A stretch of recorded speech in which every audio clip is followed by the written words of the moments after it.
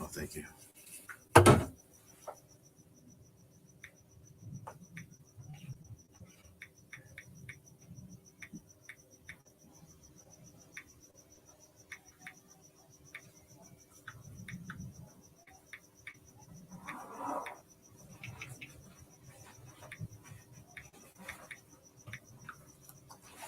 Oh, I got people watching. I'm typing, texting, texting Ed, the old tech guy, replying to a text. Shannon Dickinson, what's up, dude? Joe Mama, what is happening? Bachi. Yes, I am. I'm keeping the East Coast people awake and Central and Midwest people awake, and West Coast people are probably thinking, "Damn, Jude, it's early, 9 o'clock." I know it's a little bit late even for me for a Thursday stream, anyways. Saturday stream, might not even be started yet, but crazy day today. I couldn't get an appointment with my primary care physician until after July, or with the podiatrist until the 27th of June. So I had to go get these stitches looked at. So I went to urgent care, and they pulled the stitches and they dressed my foot, and they said I was cool just to keep it dry and wrapped. Didn't say anything about work. Moving forward after today, everything was cool. I can go to work. So that was cool. But then I just had a lot of things going on today, man. Today's the second day in a row I have yet to film. Well, at least I have a live. I'm gonna really try. Everybody in the chat, I know if it comes out, it comes out, but I really want to try to keep this live up, since I don't think I'm gonna have content out today, and I didn't have content out yesterday, and it's the first time it would be the first time in almost 3 weeks or a month that I haven't had content out 2 days in a row. So I'm going to try to keep this one Idio Tech Guy style. But yeah, moving along. Hi, Shannon and Joe Mama. Hello, Bachi. Hello, Bachi. Hey, all. What's up, Fox? How you doing, man? But yeah, it's just been crazy. Oh, Mid-Atlantic told, man, midnight for Mark, and he's still up. What's up, Mark? How are you? Glad to see you, man. Are you going to be part of one of Lindsay's lives in the next 4 Fridays? I think he mentioned you as one of the possible people to talk with.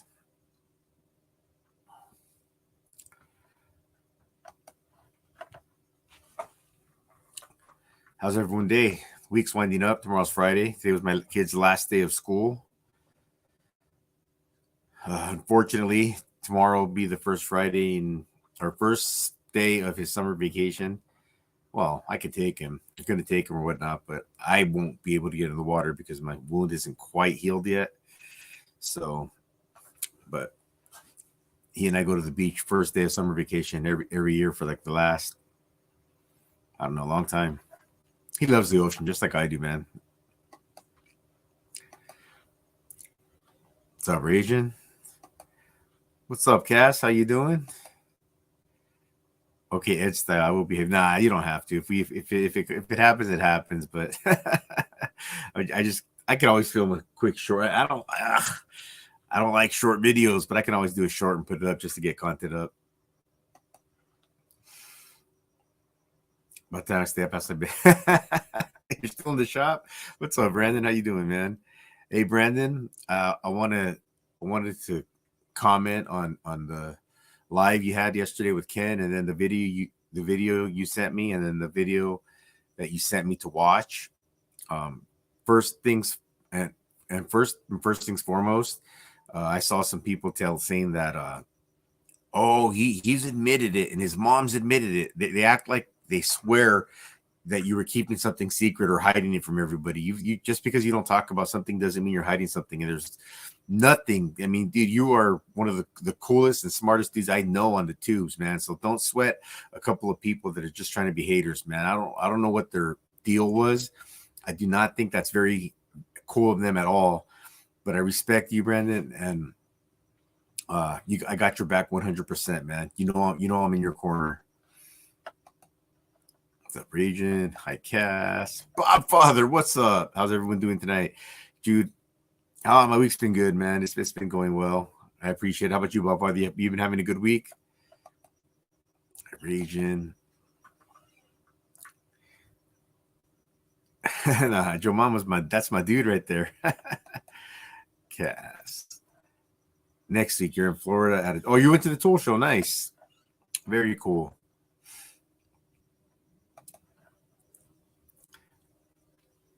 My two are both working. One is lifeguarding, the other is checking passes and IDs at the same. Oh, very cool, man.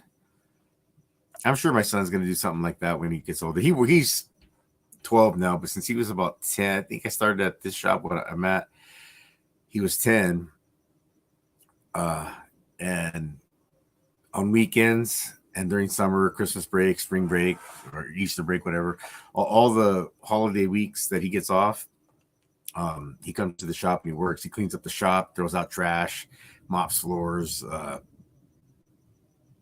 We have a shop dog, so he's vacuuming dog hair. It's a big lot, so there's grass and weeds and plants that need to be watered, and he does all that stuff.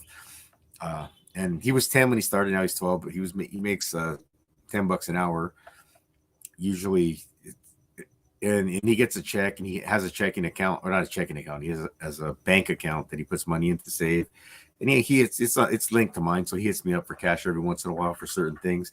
But he knows, man. It's like he's got me wrapped around his finger. He'll tell me, "Oh, Dad, I want to get this for the Nintendo or off of on because his Nintendo account is also linked to my bank account, and he knows that he's like, can I get this? You can use my money." And I'm like, "Don't worry about it, just get it." And he knows I never take it out of his money, so he's doing it right. He's a good kid. Not much, Cass. How are you? Doing okay. Appreciate it, Jude. Haters gonna hate, man. My week was great because I saw my boy Power Stroke Jude. What's up, Roscoe? Everybody, Roscoe Patos in the house. Everyone knows Roscoe. It's my dude right there. Man, I wanted to film. I did not film this week. I mean, we started to, but then I stopped. Hopefully we'll film next week. I know everybody's been asking about his trip to Indy. I know Cass, you especially, you were like, "Dude, finally, I know it's real. It's not fake. Somebody I know actually won." And and what's that word? He knows you vicariously through me, Roscoe. And he was like, "Somebody I know won. That's awesome. It's cool. It's real." So I do want to film an interview on the truck with Roscoe. You know, obviously we'll talk some Snap-on tools, but I think I want to talk to him about his trip to Indy with Dennis from Viking Tire. I think that'll be pretty cool. Wait, tool shows in Florida, I think, right now. My kids have been out of school since May 24th. Man, my kid today was his last day. And he goes back. Like, I know a lot of kids who were out since May 24th, and their back to school date is the exact same day as my son's.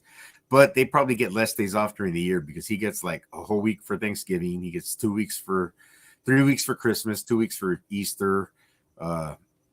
Just from when we were kids growing up, and we had like anything we had a week for, he has 2 weeks for. If we had a day, he has 3 days. So he gets all kinds of days off during the year, which probably the teachers probably like that, but I don't like it at all because I don't like him being at school August 15th or August 10th when it's 115 degrees.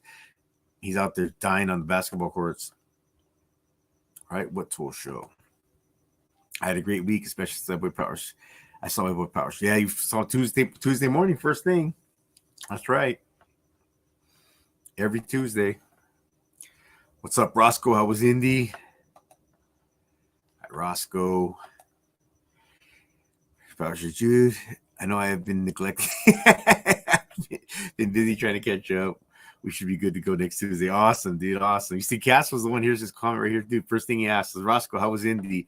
He was stoked to find out that like I said, he knows you vicariously. I think that's the right how you say it. Like, you're living vicariously. He knows you vicariously through me, and he's seen this Snap-on Indy trip. I've seen it for years, but this is the first time I've ever known someone, a dealer, and I know Dennis too. Dennis calls me. Well, not lately, but whenever his shop. Because Dennis works at a shop. Maybe I could probably walk to his shop from our shop. Take me 5 minutes. It's not far from us. And it's in the same city that I live in. So Dennis used to call me. Well, he still does, but not really. It's been a while. But anyway, he calls me whenever his shop gets diesel work because they do alignments and brakes and stuff like that. But it's called Viking Tires, so they're a tire shop, but they do other stuff too. But of course, you don't want to turn stuff away. So he gets a diesel in there, and he's like, "Hey, Jude, man, I need you to come diagnose the diesel." And I'm like, "All right, cool, man." Been in trouble with the law. Making their way the way they never know how. But that been in trouble with the law since they was born. But that's I know it's the Dukes of Hazzard song. That's Waylon Jennings right there, but I can't think of how the words go. Just the good old boys, never meaning no harm. Did all they'd ever saw been in trouble with the law since the days they was born. Making their way the only way they know how. But that's just a little bit more than the law would allow. What's up, Hector's Interest of Coins? How are you? Oh, anyways, I don't think I said why I started so late. At this evening, it starts an hour early, but there's a minor league team I like to watch. I think I've told you guys before, the Inland Empire 66ers. And me and a buddy that I used to work with, we went to the game. Game started at 6:30 my time, but with the new pitch clock and then the inning clock, man, we won 8-1. So there was a lot of runs scored, but the game started at 6:35 and ended at 8:38, 2 hours and 3 minutes. And there was a total of 9 runs scored. So, man, the game blew by. Indy was sick. I will tell you guys about it next Tuesday. Awesome. El Rafa in the house. What's up, Power Shoot, a.k.a. Lord Verde? Yep, that's right, man. Quad C, 4 C's. He started calling me Lord Verde. That's awesome. Can't wait. Cool. Right on. I had those days as the PE teacher out there in the yard. Power Shoot. Yeah, I bet you did, man. Those days it's hot out in August in the middle on the blacktop. And I know my kid, man, he's like me. He just needs, a bottle of water just to rehydrate every now and then, and he'll keep playing ball. He loves basketball. And he was cool. You guys will hear about it on. Like, all right, cool, man. You guys heard it from Roscoe, man. He's committing to an interview this Tuesday on the Power Stroke Gene YouTube channel. Man. Here, I meant.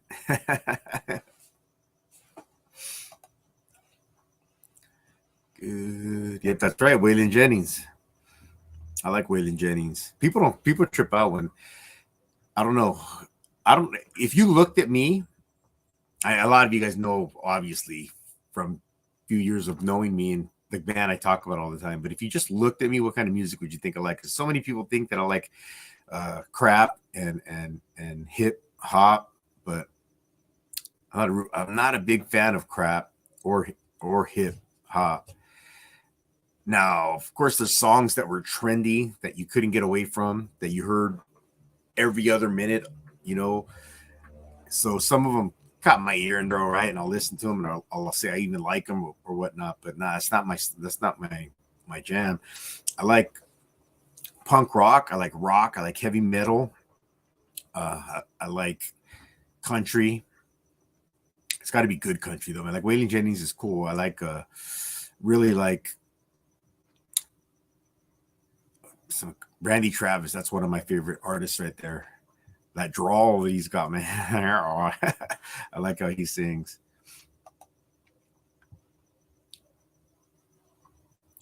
Oh, come on, Bachi. Oh, the Coyotes are howling. I hated it when they took the Dukes off the air. I grew up watching it with that. Yeah, I like the Dukes of Hazzard, man. That was a cool show. I always wanted to be Bo, because Bo's the one that was always driving the General Lee.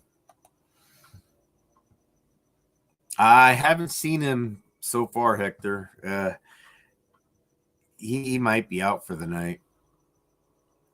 Oh, man, we haven't come up with any topics. I'm still going through the hellos, saying what's up to all the dudes.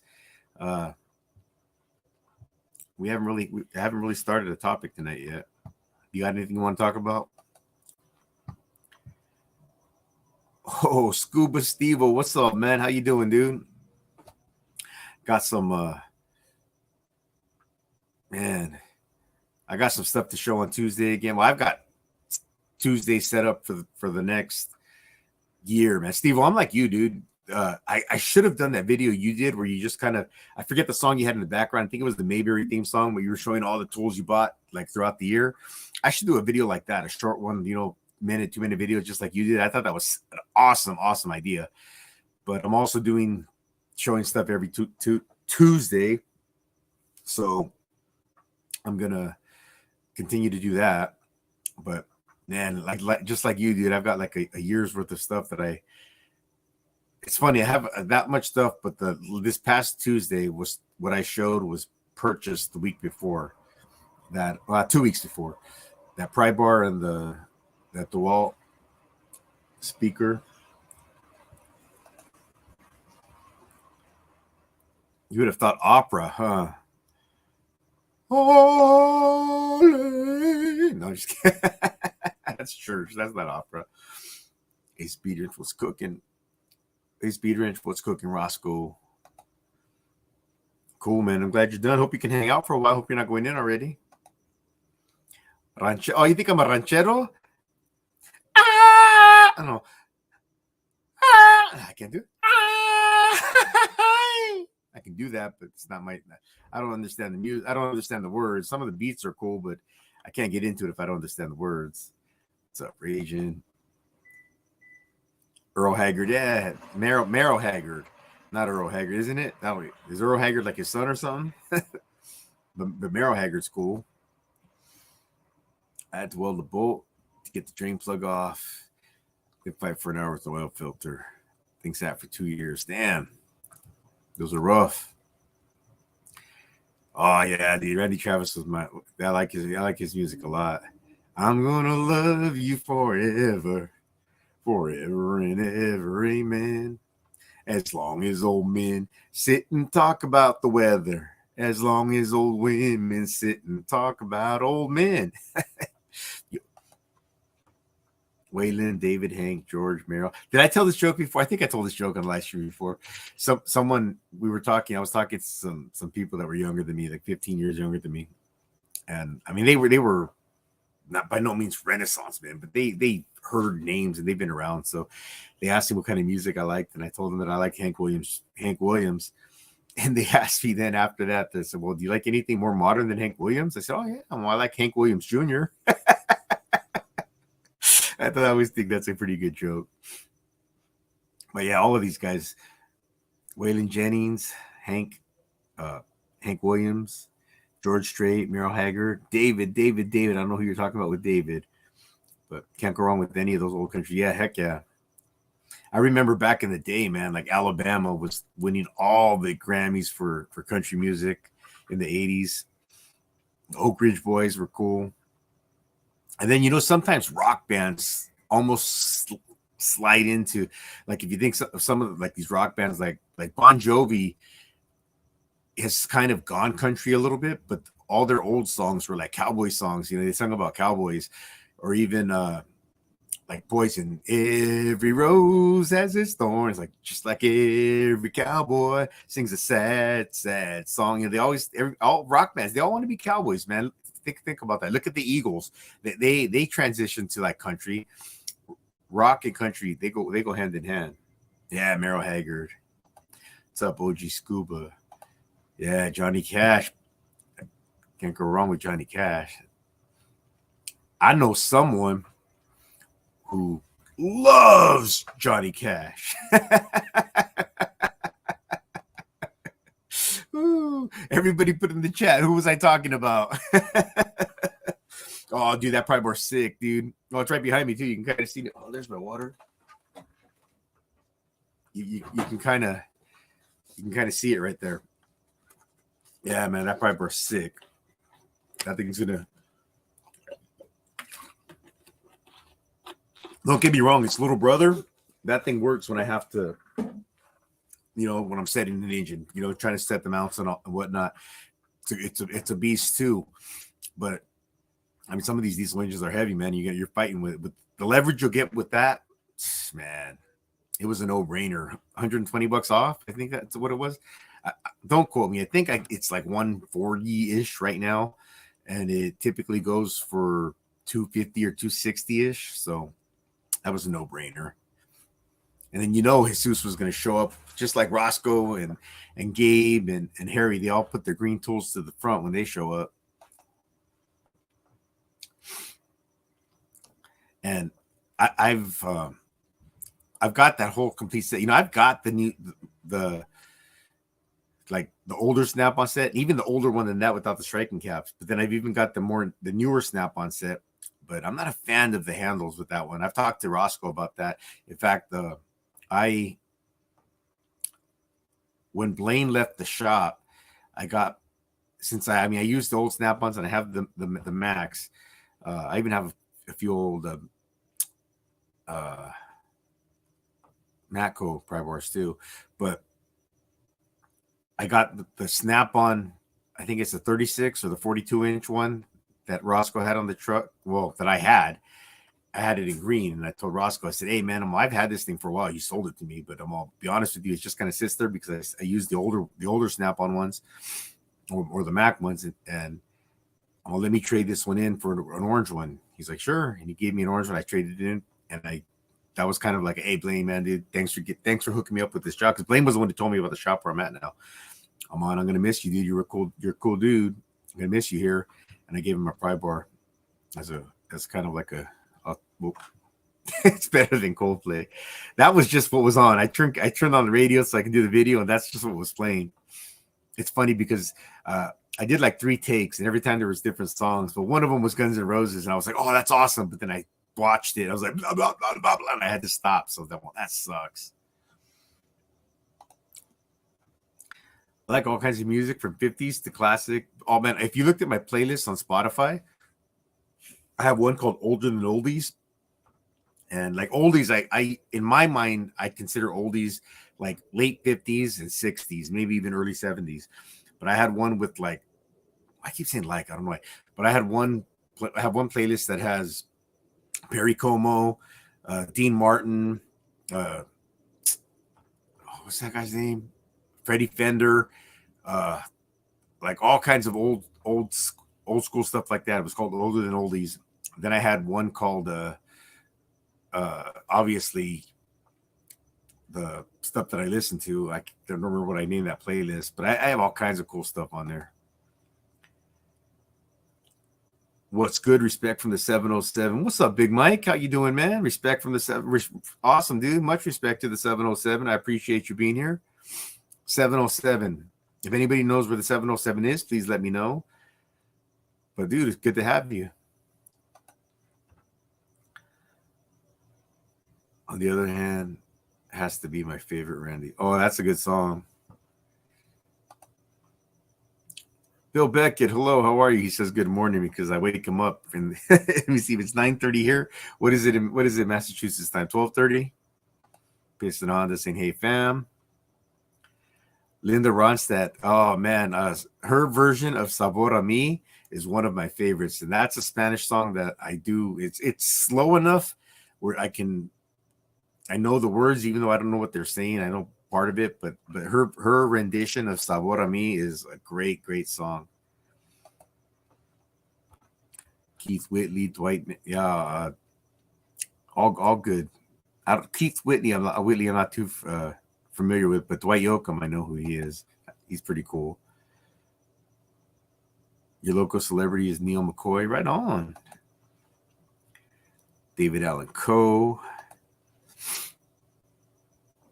Power Stroke Jude, did you work on oh shoot, I was supposed to, I completely spaced, man. Oh, that's Power Stroke. Did you work on the 7.3 or the 6.9 IDIs before the Power Stroke? The 7.3 was a Power Stroke, and yeah, I worked on tons of those. I still work on those sometimes. And the 6.9 IDIs, I worked on a few. I've worked on a few. I mean, it's nothing it's not like that was anything that regularly fed my family, but I've worked on the 6.9. Be right back. He lives a few miles away from me, Neil McCoy. That's cool, dude. I thought you were gonna say Stephen Cox. I will push myself in timeout, but you hate it. It's okay. Nobody has to like all kinds of musics. It's no big deal. Cass. Everyone's saying Cass. Oh, it's better than Coldplay.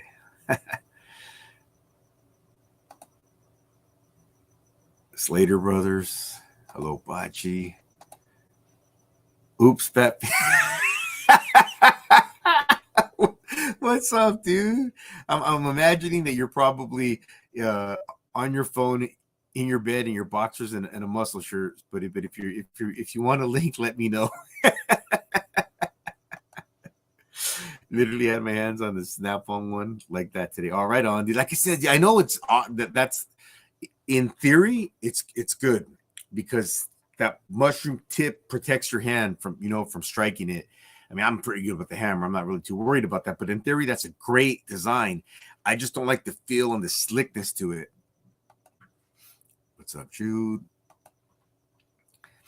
Eek, you got your energy drink. Oh, I got some too. I got water and I got my Monster. And it's not a regular green Monster. It's one of those.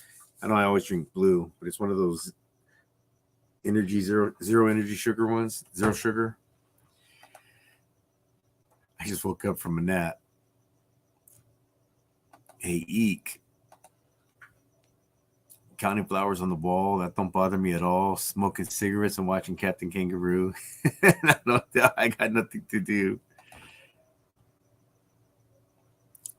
Shannon. Bill B. Hello, Shannon. Hey, Sergio. Hello. What's up? I saw you earlier today before I talked to Sergio for a minute. I jumped in Flat Rate Masters live stream for about 20 minutes before I headed off to that ball game. And Sergio was there. What's up, Sergio? How are you, man? Hey, Bill Beckett. What's up, Sergio? Hey, Sergio. Hello, Raging. Man. Okay. That's okay. So that's south of me then. All right, cool. Hey, Steve-O. Boo. Hey, Mon Ami, Power Stroke Jew. What's up, Mon Ami? How you doing, man? Good to see you. Haven't talked to you in a minute, Boo. I miss you, man. Good to hear you. Hey, Cajun. Hey, Shannon. Christian, what's up? No, dude, you support the channel huge, man. I'm glad you're here, man. Everyone, Christian is our resident 13. He's a 13-year-old. He works at a shop with his old man, or his grandpa, I think. He likes cars. He's building an S10. Christian's a cool cat. He likes tank tops. He plays football and basketball. Ken, hello. Bachi, how's that 300 seconds going? That's funny. Blue saying hello to everybody. Do I try to say I can't time me out? Oh, Steven lives 2 hours from me. Right on. Cajun, boo. Just stopped by to say what up, my dudes. Going to watch a movie for my. Oh, that's right, everybody. Today, please wish Antonio Claudio Michael a happy birthday. Today's his birthday, and I was talking to him yesterday for a minute, and I'm gonna send that envelope out probably Saturday morning, Antonio. But today's his birthday. He's taking a few days off from YouTube, so he's just popping in real quick. But he's gonna watch a movie probably with his wife. He's taking some time off. Everyone wish him a happy birthday.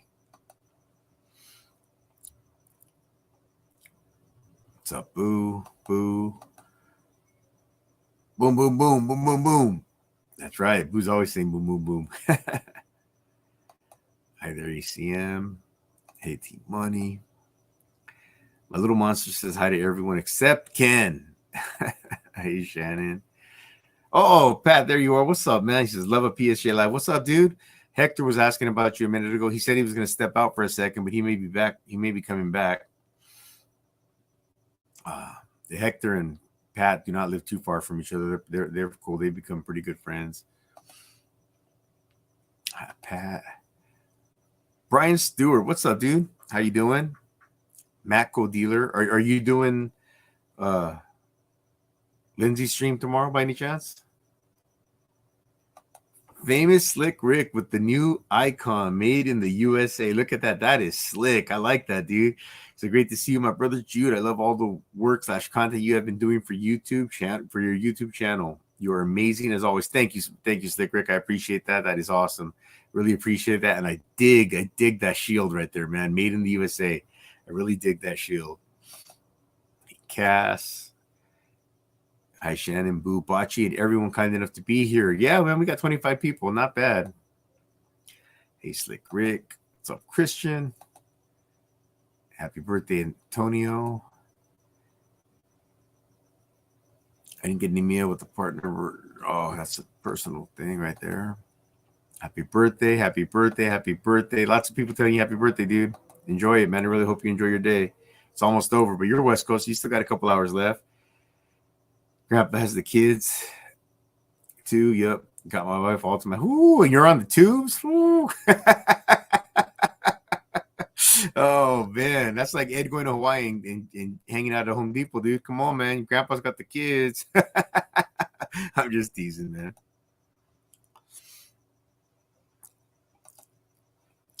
Thank you for the birthday wishes, everyone.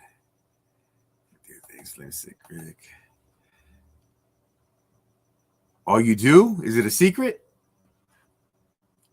You probably told me, man. I just probably forgot. I probably, if you and Lindsay and I were talking about it last Friday, I probably just forgot. I know there were some scheduling issues. Hey, famous Slick Rick. Famous Slick Rick. I don't know what's going on this weekend. I'm just going to, this weekend, I'm not sure what's going on either. Yes, everyone, please hit that like button. Move that YouTube algorithm. Let them know that people like the Power Stroke Jude YouTube channel. Michael Beachy, what's up, dude? How are you, man? Good to see you. Everyone remembers Michael, man. Really cool cat, man. Thank you, Michael, again. But yeah, what's up, dude? Hope you're doing well tonight. ACM, happy birthday, bro. Getting the snacks ready for my wife's purse. Oh, what movie are you gonna see? Let me see what's out tonight. Is it Transformers out yet? No, not yet. I think Transformers might be next week. Something. I don't know what's out tonight. Thanks, Ken. Oh, you locked it down today. Right on. Cool. Roscoe got my hands on the new 10-inch collapsible. Oh, you got that collapsible tray? Is it the Snap one or the one that actually collapses? Because I know the Snap one's got the one that snaps and it opens up and it kind of collapses. Hey, Scuba. Thank you, my brother Jude. The badge is totally all me. What I'm all about. Right on, man. Made in the USA. That is freaking cool, dude. That's why. And I'm by no means saying that I don't have tools that are not made in the USA, but I do try to buy USA made tools. I like them.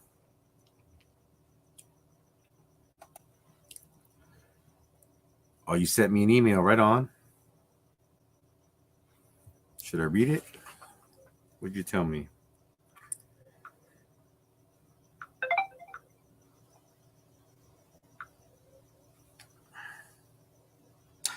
Oh, wow. Everybody, please congratulate Brian Stewart. It's a cool day for him as well. It is 3 years he's been slanging Matco tools. So he's been a tool dealer for 3 years. That's awesome, man. That means you got over the hump. They say when you're a small business owner, if you get past year 2 or 3, that you're in the good. I mean, it's only going to grow. So congratulations, man. I mean, you've been with Matco that long. That's awesome. Oh, you know what I'll do? I'll email. Let me see. I'm going to share that picture. Your wife give you that cake or something? That's pretty cool.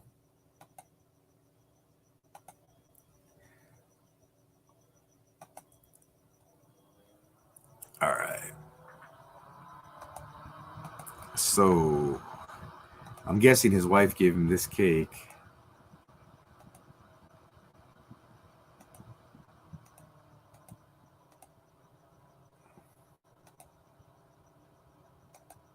See that? Congratulations, 3 years, Matco Tools. That's pretty cool, dude. Congratulations, man. That's a good accomplishment.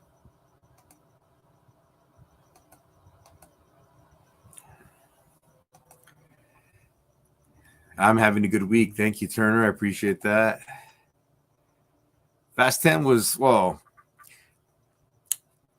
they're very entertaining movies, but I mean, the very first one, an undercover cop trying to put a sting on some street racers that were ripping off trucks. I mean, I guess you can believe that. I mean, it's not so far fetched, but now that these dudes are like CIA agents and flying in space, it's kind of just out there. They're still entertaining, but it's nothing realistic. But my kid, he's 12. To him, it's like, oh, dude, these movies are awesome, and I enjoyed it. I totally enjoyed the movie, but it's just they're a little bit like out there. Hey, all you awesome people in the chat. Hey there, Turner. What's up, dude, man? Forgot it was Thursday. What's up, Tarek? How you doing, man? Hey, Shannon. I didn't start Tarek till half hour ago or so. I mean, I went to a baseball game and then I got home. I was like, oh, I'll do the live. I missed last week. Hey, Shannon. They just reached a 10-inch collapsible tray like the Mac. Oh, okay, cool. Oh, so you got one. That's really cool. I got one of them, one of the Macco ones. I know you got like 3 or 4 of them. Those are the ones where you can. I think that's what you're talking about. The ones where the wood is you can move it around to make different size compartments. Oh, go to see Transformers, right? Oh, man, so that is out tonight. Oh, I thought that was next week. And maybe I'll go see that tomorrow too. Plus a real picture of me. Hey, Tarek. Great news today. The semi-truck is full. Oh, dude, that's fantastic news, man. Now you're just riding for yourself. No more truck payment.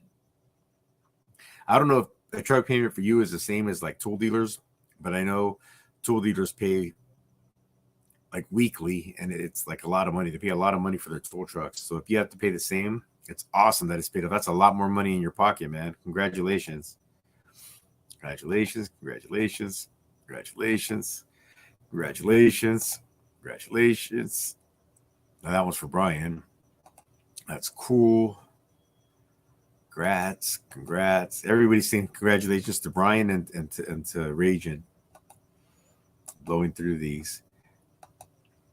I'll enjoy the movie, man. What's up, Sayer? Oh, that's cool. You had to make for your customers. That's cool. Yes, sir, my brother Jude. I love them a lot, but can't afford them. But if I could, I would. Nah, nothing wrong with that, dude. Buy. Well, I'm sure you're working with whatever you've got right now. So you don't have to buy a complete set of tools anymore. Something breaks, upgrade.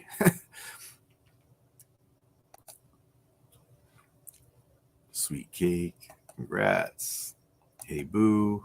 Congrats to both of them, guys. What's up, Doug? Doug Schmidt in the house. What's up, dude? Schmitty71. Hey, Schmitty71. Fun ACM. Oh, we really still haven't got a topic today. I'm just, these chats rolling. I'm trying to keep up with it. What's up, Schmitty? Someone say cake. Oh, cheesecake does sound good. No, I don't like tres leches. Tres leche. I don't like those cakes. I not that I won't eat it. It's just, I don't know, the sogginess of it. The most valuable part of spending time with your kids is the smile on their faces. I'm happy you and your boy had fun. Yeah, actually today it was me and a friend of mine. My boy was doing some basketball stuff. But I'll tell you, I was at one of these games with my son when he was younger, maybe 5 years ago. It was a Friday night because they have fireworks shows on Friday night.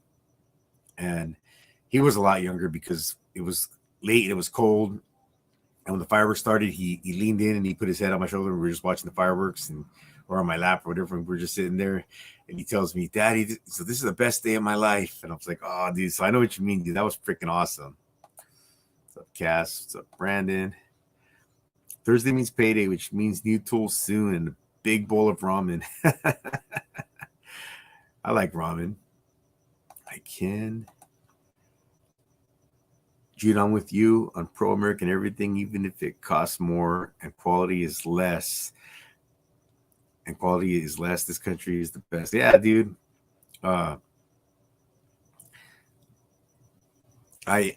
And like I said, if I can, I do, man. I absolutely try to, but by no means is everything in my toolbox or on my boxes made in the USA. But I mean, I like American tools.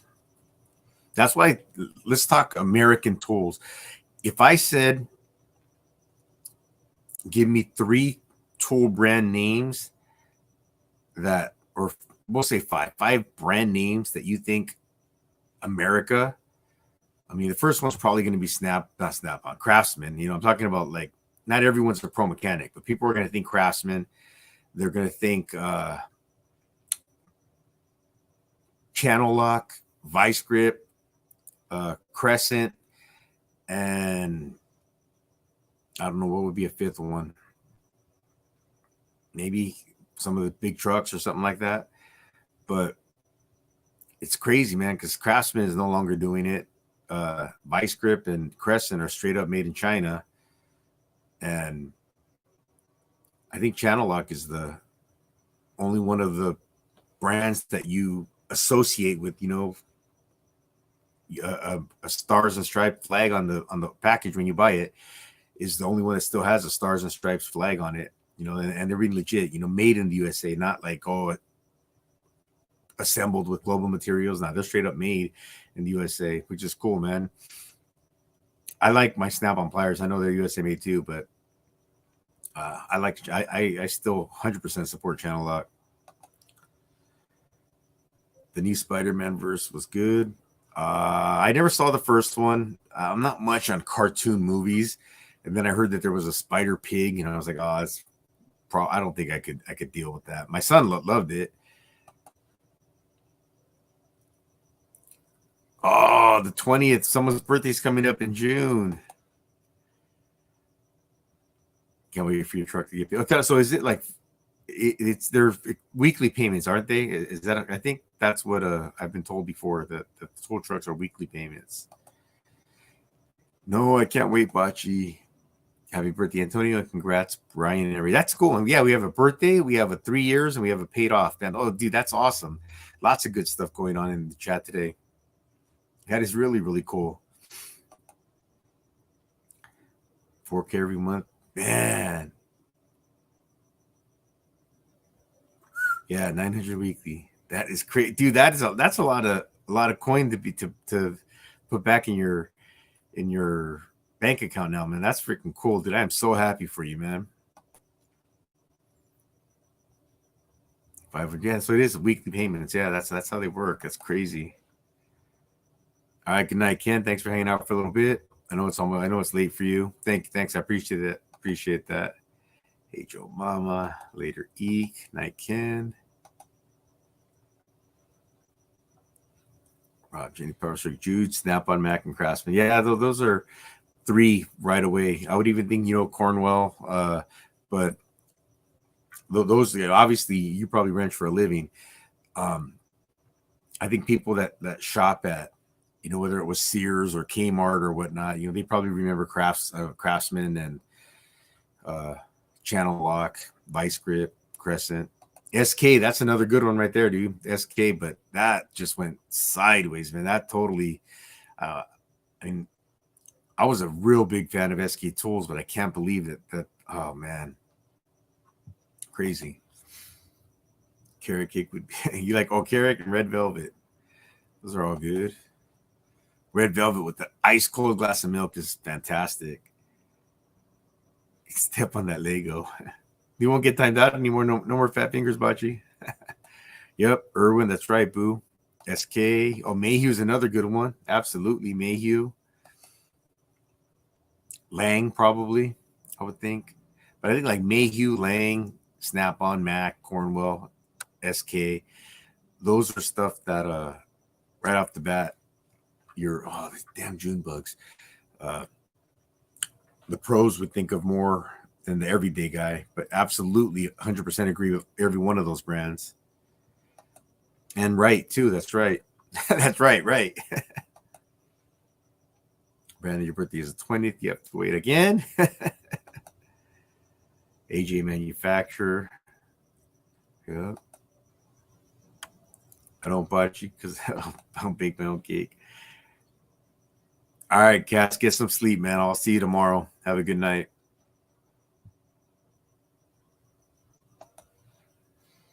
Trifecta in the chat. Did we hit 30? Oh, that's freaking awesome. Especially for going on so late.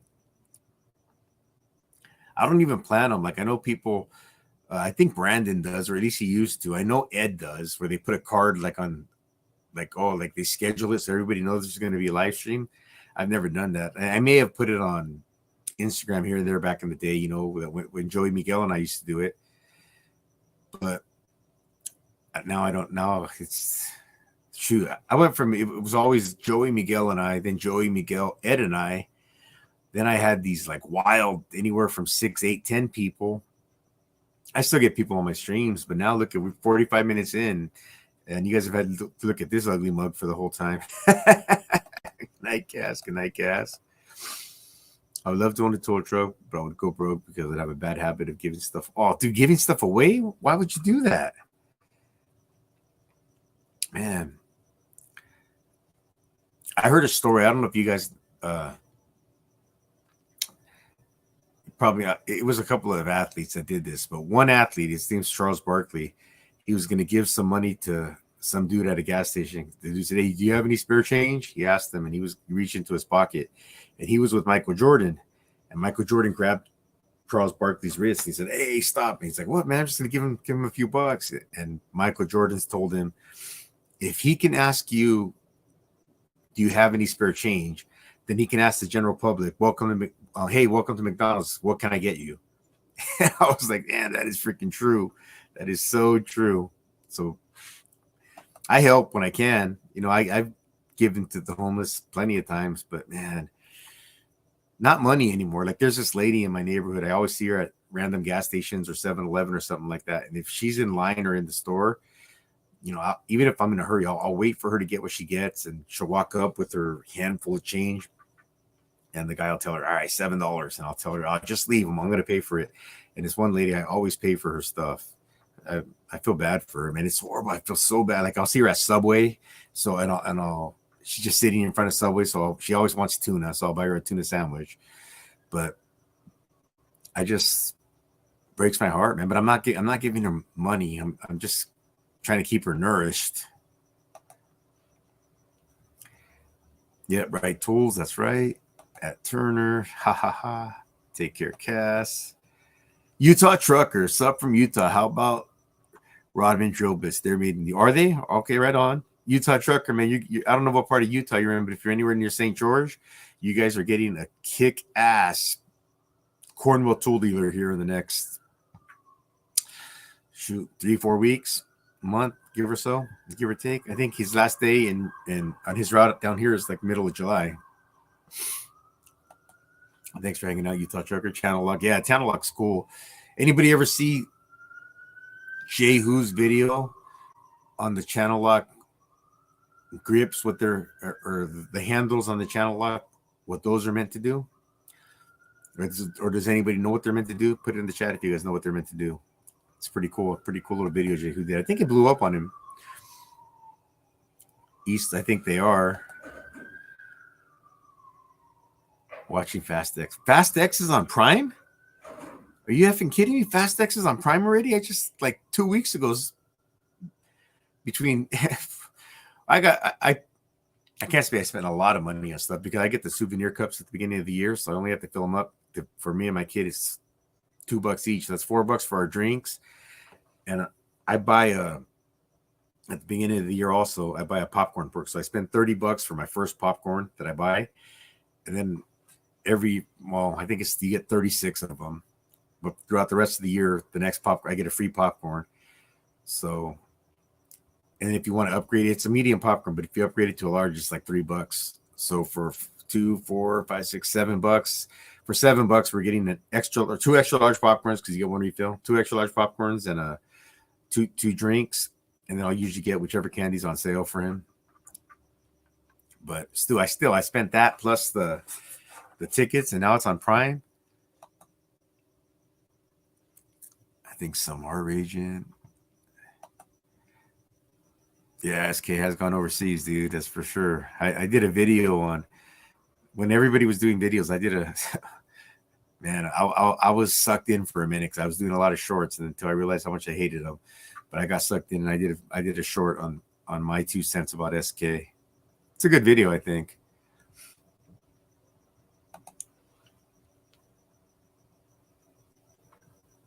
I have to have milk when I eat cake. It helps that. Oh, yeah. I love milk with cake.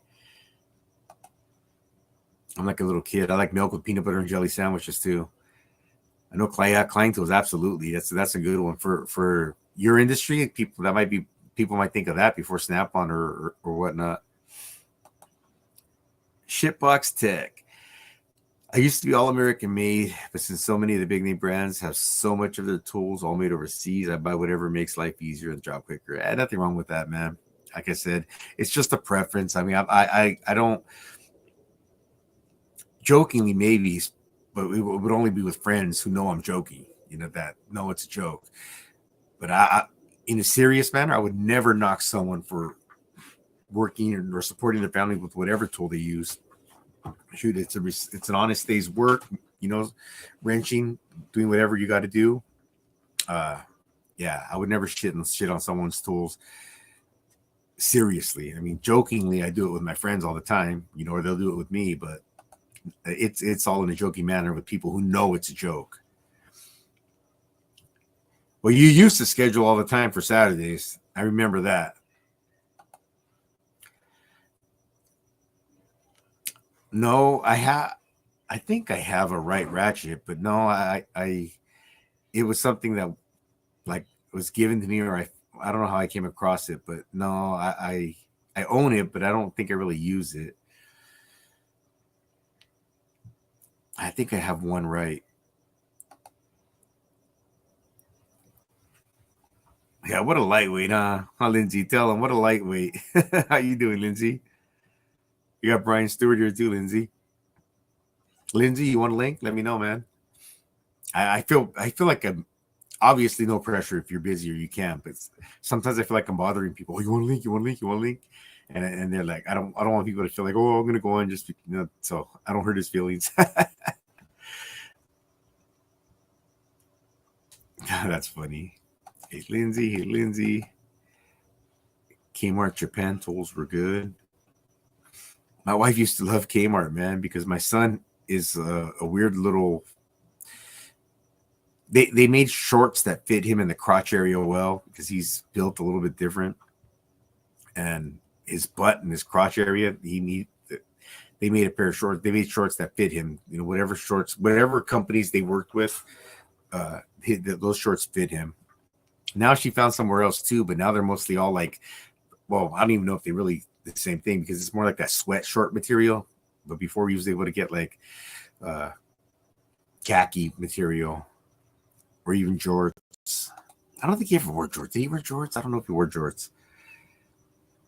Yeah, East Wings or USA. Hey, Brian Stewart, did you get my email? Hi, Coil. Hey, Lindsay, great to see you.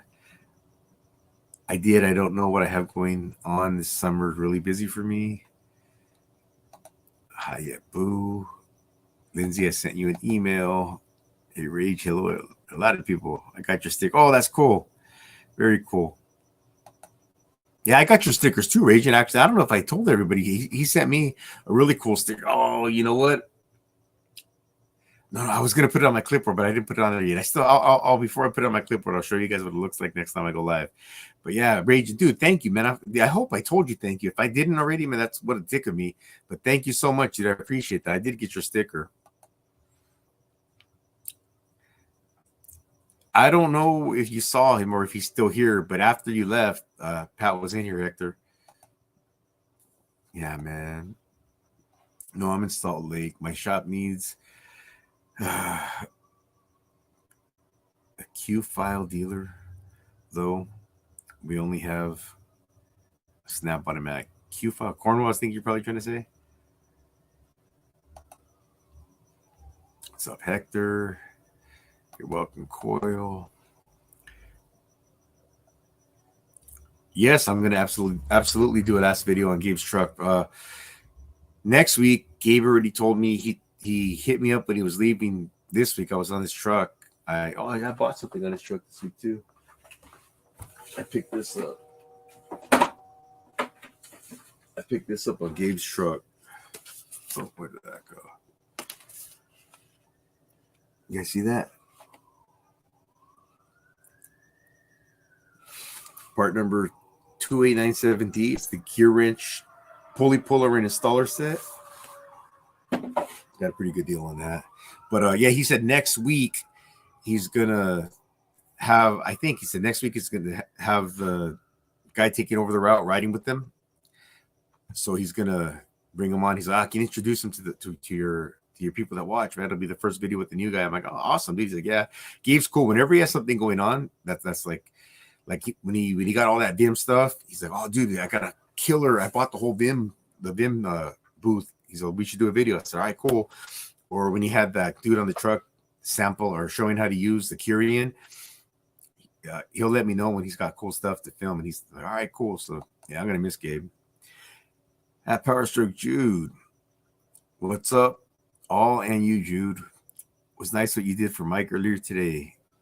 How did the ball game go? I went with a friend, not with my son, but the ball game went pretty well. We won 8-1. Game was 2 hours and 3 minutes long, man, with the new pitch clock. It was a good game. Yeah, I went with a buddy of mine that I used to work with. My son was doing something with some friends tonight. So I ended up calling my buddy last minute. I'm like, oh, dude, we got to go. He's like, all right, cool, I'll go. So yeah, my son dogged me. What's up, John? 2. Hey, Quick, Rich, and Diabolical. What's up, John? Shop back. Oh, this shop back with the China too. Yeah, that doesn't surprise me. Shannon said, hey, Dave. Hey, Diabolical. Yeah, I know, huh? Forget Klein. That's one that I forgot too until whoever put it up there. I think Sergio posted it, but when he put that out there, I was like, man.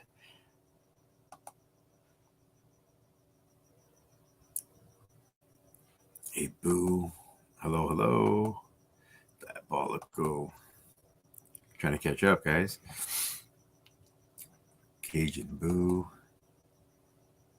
Diabolical. Hey, Lindsay. Coil Tools. How are you, sir?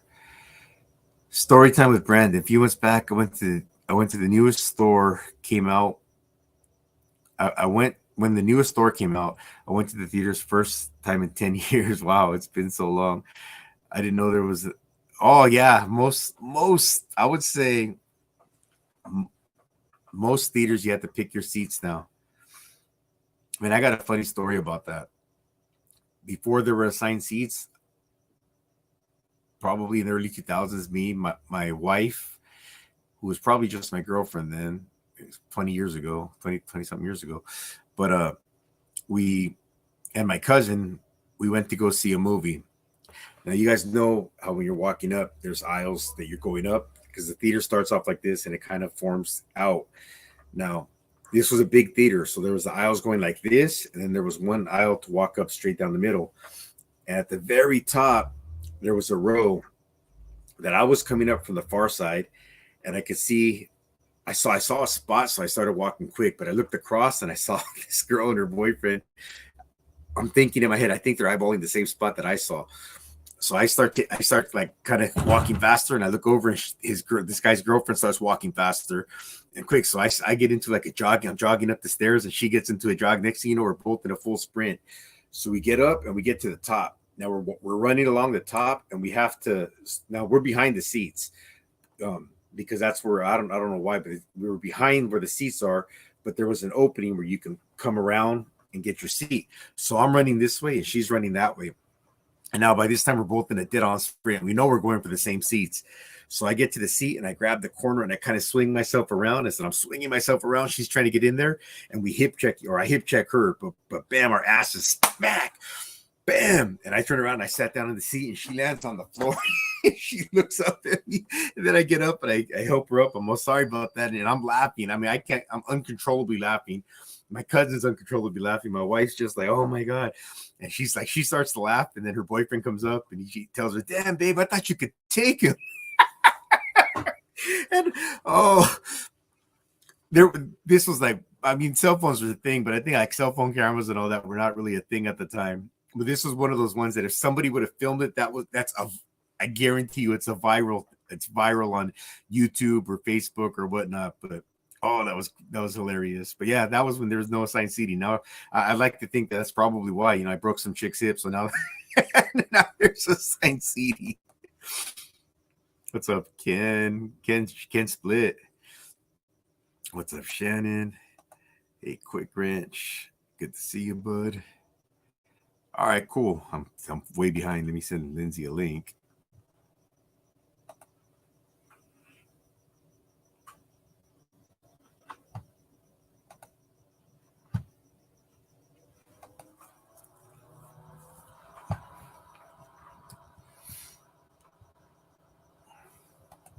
Sent, man. I sent the link, dude. What's with the red heart above the message box to send? I'm on StreamYard, so I don't know what that is. I can't see it. I mean, it's probably, if it's a red heart, it's probably like a like, maybe. I don't know. What's up, Quick Bridge Tool Junkie? I'm taking a break from trying to extract the screw from a rifle scope. All right. I have a friend who makes barrels. He mills them out of his garage. They're expensive barrels. He says he sells them for like $3, $4, $5, $6 grand. He doesn't make like a ton of them. He got a contract to make 6 of them recently. Then another one to make 2 more. What's up, Quick Rich and Diabolical? Hey, Steve. Yes, man. Hit that thumbs up. I appreciate that. See, I get real close to the camera because my mouse is too slow. I got to catch up, so I'm going to be using my finger. Just relaxing, watching a movie and a live stream. What's up, man? Hey, Lindsay. Hey, how's it going? Good, man. How are you? All right, staying pretty busy. That's good, man. Busy's always good. Makes the days go by quick. Oh yeah, too quick sometimes.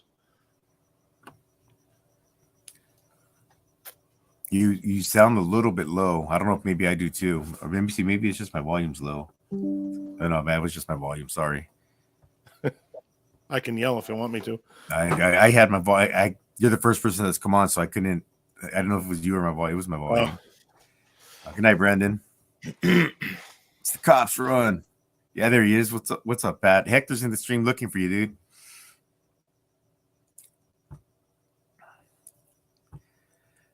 You ready for your stream tomorrow?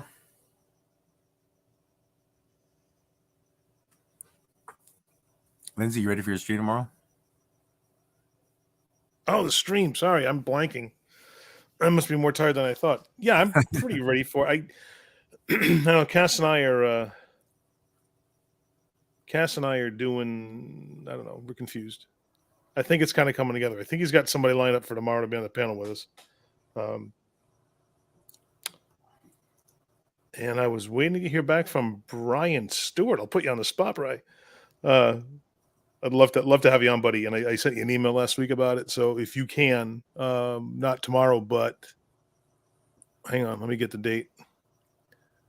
The 23rd or the 30th, both Fridays. Brian, if you are available, it'd be awesome to have you on the panel. So please, if you can. That would be awesome. I'd love to. Fantastic. No, we have such a good crew.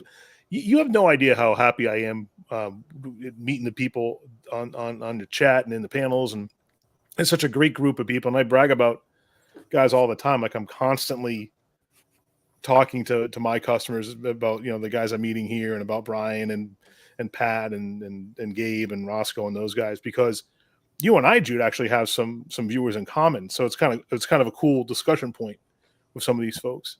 Oh, that's cool. Yeah. Yeah, very So cool. they see your tool guys, and we talk about the guys in the chat, and it's a lot of fun. Oh, Steve, Gabe isn't quitting. He's sold his route in California and he bought a route in Utah. So he's moving wholesale. Yeah.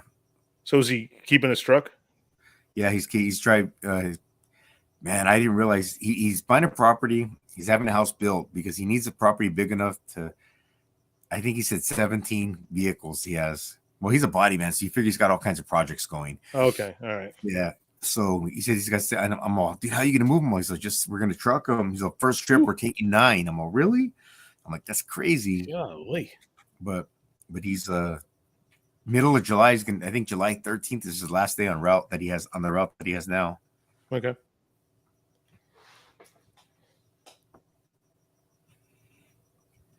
Right on, Steve. Yeah, I don't run from the cops because I don't break laws. I don't run from the cops. The cops run from me. I don't want to brag, but I'm so tough I once strangled a guy to death using a cordless phone. Wow, that's pretty tough. That's pretty bad right there. So Name is Slick Rick. Say hello, Lindsay. IPSJ, are you going to drop a video of Gabe's garage? You know what, man? I want to. His shop is, I think he's going to keep open to the end of the year. His body shop. I should have a while ago because he gave me permission to. He said, "Yeah, come on, dude, we'll do it whenever you want." And I just haven't yet. But for all I know, with him getting ready to move, I mean, it could be in shambles. Everything could be boxed up. I mean, it might not be the same tour it would have been if I did it 6 months ago.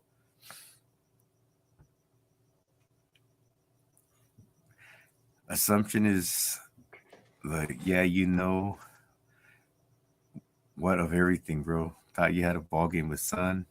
Well, glad you enjoyed the evening. Okay, I appreciate that.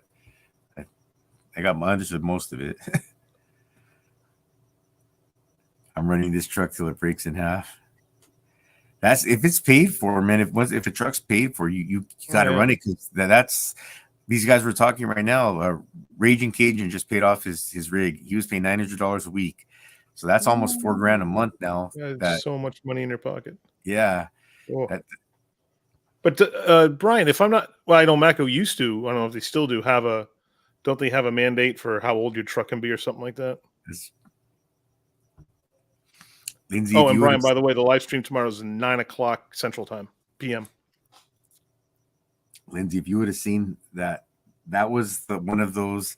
I guarantee you, in today's world, it would be a viral video. Someone would have made me because that's an excellent story. We're both running up, and then it's like we spotted each other. And we're both picking up speed, and when I grabbed, and I had to swing past the entrance because she just had to run and go in to sit. I had to swing around. So when I grabbed the seat and swung myself and hip checked her, and she ended up on the ground. I'm just glad she wasn't running with soda or popcorn or something because it could have got real bad.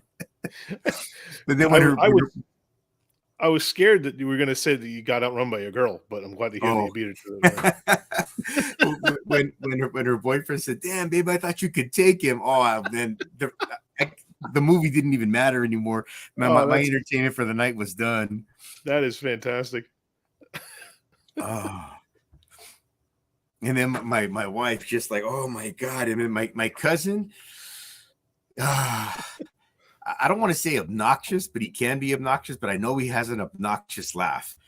Yeah. And he was laughing so loud and uncontrollably as well. So it was just turned into a great night. Those were the days when it was a free for all to get the movie theater seat that you wanted. Those were the days. I was so surprised with the very first time when we had to do assigned seating, but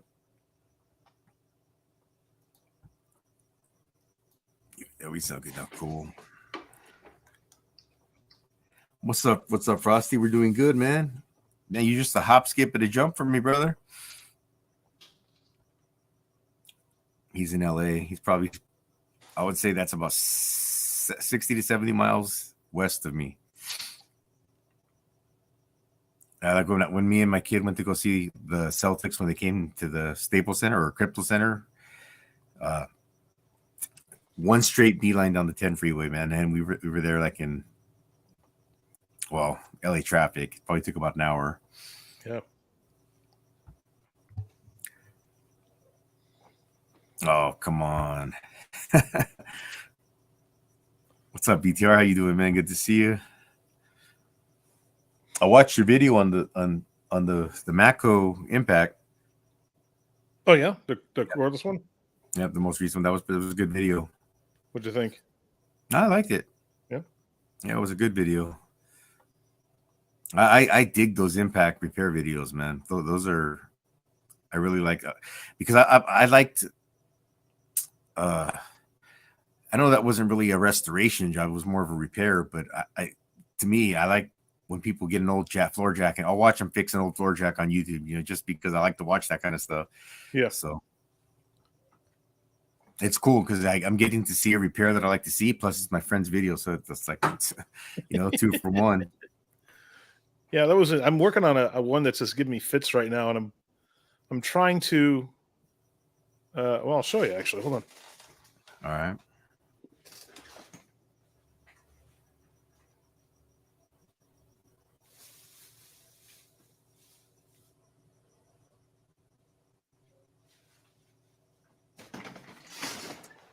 Rob, I would say Gray Pneumatic and Gear Wrench they have great prices and they have good quality too. If you're like you said, would you say comparing them to the USA brands? Nothing wrong with Gray Pneumatic or Discount. Gray Pneumatic makes a quality tool, and I think I just showed you. I mean, if I didn't like Gear Wrench, I wouldn't have bought this yesterday. Gear Wrench makes quality tools too. Yeah, I sell a lot of each brand as well as other brands for the same stuff, but I mean, they're just as good as any other. There's going to be preferential differences, and some of them are going to prefer one brand ratchet over another, for example, because they like the feel of it or something. But as far as longevity goes, they're perfectly pro grade, just like Snap-on and any other, the high quality stuff. So a lot of it just comes down to preference, and the price difference is significant when you compare their stuff to a lot of the USA made stuff. And as much as I would love to buy, and sell everything that's made in the US, you can't do it anymore.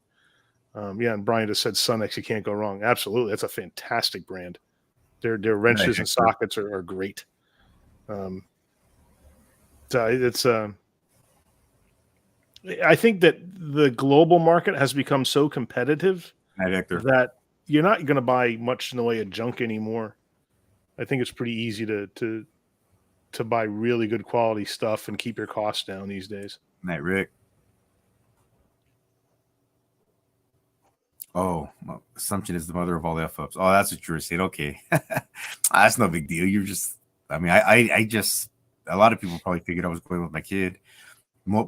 I would say 9 out of 10 times or 99 out of 100. When you guys hear me talking about something, I always say, me and my kid. But yeah, this time it just happened to be with a buddy of mine. Oh, here, dude. Ese tontín, man. I see your comment. When I was started this video, someone asked me about working on something. I said, oh my goodness, I completely forgot to call you.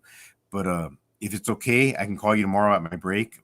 During my break, I was supposed to call him yesterday when I got off of work, but yesterday and today I've just been crazy. And when something all of a sudden clicks, you're like, oh crap. It was about I've been on for an hour and 15 minutes. So it was about an hour ago and we just clicked. I was like, oh shoot, I never called him. I feel. Well, I got a conundrum here that I'll throw out to you and the community. See if I can get some help here. I'm working on a Cornwell 1/2-inch air impact. I think it's an Aircat that makes it for Cornwell. And this is the sleeve that houses the rotor. On the back is a bearing. And I want to pop this thing out, but I have no idea how to get it out. You can see in there is where the bearing rests on the shoulder of the sleeve here, but there's no real gap there to get into. I have no idea how to get that bearing out. Any ideas, anyone? I have tried heat, and then trying to work my way in that seam there with a 90-degree pick. I can't do it. I tried bending the tip of a pocket screwdriver to do the same thing to get some maybe more strength in there. Still can't fit it in there. That gap is, I mean, that's not really a gap. That line in there, there's no gap there at all to get anything into. And normally when I service these, this bearing usually just pops right out on its own or falls out, but it is in there big time, and I don't know what to do. Now I could just, I don't have to retain this bearing. I can destroy it, but I mean, it's easy enough to pull the shielding off and get that race out of there and then pull the bearings out. But then I'm left with the outer race, and the outer race is what's in there. So even if I were to destroy the bearing, I don't know. I can't. I have to get that race out of there. Ese Don Demon, like I said, I really apologize, dude. I will call you tomorrow. I'll hit you up on Instagram first, so I can call you on Instagram. I think, because I don't think I actually have your phone number. Just send me your number on Instagram. Sorry, dude. Impact Rated, what's up? How you doing? That's a tough one, Lindsay. I'm gonna think about that. You say you tried heat? Tried heat. I see some people are suggesting dry ice or cold. I thought about that too, but then won't I then be shrinking every dimension of this would then shrink, correct?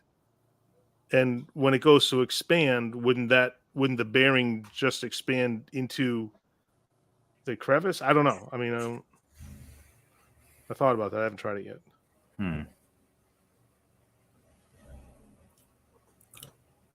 Brian says there's a purple impact coming. Yeah, I know. I saw the purple ratchet in the back of your flyer. I did a video on your guys' flyer last week.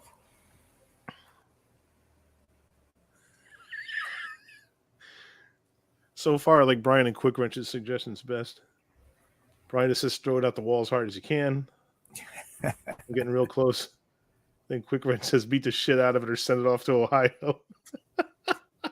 Well, as a next to last resort, I'll call the repair facility I use and talk to one of their technicians to see if he has any suggestions, because they do this all. I mean, I do it frequently enough, but I've never had one really stuck in there like this before.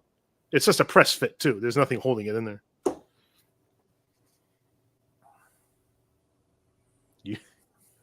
Oh man, Darth Vader says use the Force. Well, of course.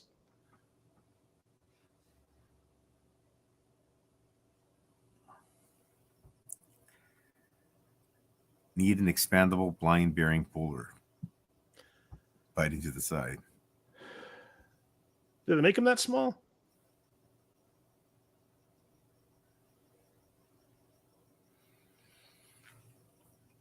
I don't know. Oh, a rebuild. You said an F-150, and I think you said it's got a 4.6.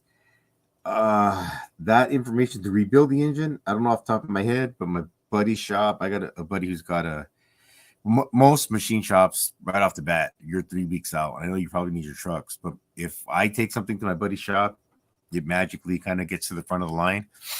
And he's reasonable. So I help him out a lot, with stuff that he gets, and he'll help me out too. So I know my buddy's machine shop can do the rebuild of the block for you. I don't know if you want to pull the engine yourself or you want them to pull it out, or how you want to do that. But obviously, if you just take them the block, it's a lot cheaper than them pulling it out. But I'll get the information from him tomorrow. Text me or all the year, make, and model, and the VIN if you can, and I'll send him that information, and then I'll give you a price.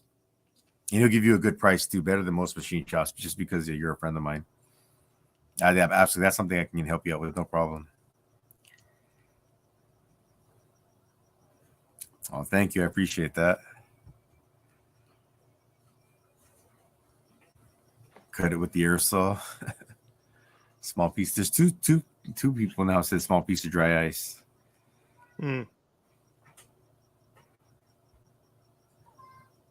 Can you drill a hole in the seal and pull it out? Well, you can't, he was saying he can do that, but then the race will still be, which is the part that you can't get out right now. That would still be there, right? Yeah. Everything else will come out fine if I start disassembling it, but I'm gonna be left with the outer race. But cold applied to that might be. Drill a couple holes through the inside at the outer race and punch it out, then thread a set of screws and grind them flush on reassembly.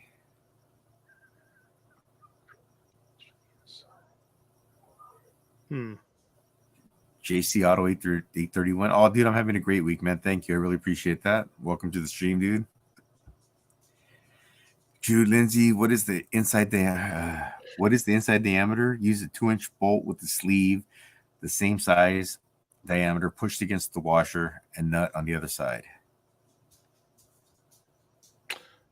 If I understand what you're saying, there's nothing on the other side to push against, because where that goes in, the inside race there is flush with the inside surface of this rotor sleeve, and there's nothing on the other side to push against. See, it's the inside surface of the rotor sleeve at that point. Yeah. So I can't push the bearing. It has to be pulled. Air saw with the fine jig blade. Send it off to Ohio. Beat the shit out of it. It's so tempting. Or leave the holes there, no biggie. Use the force. Yes. I don't know what that means, but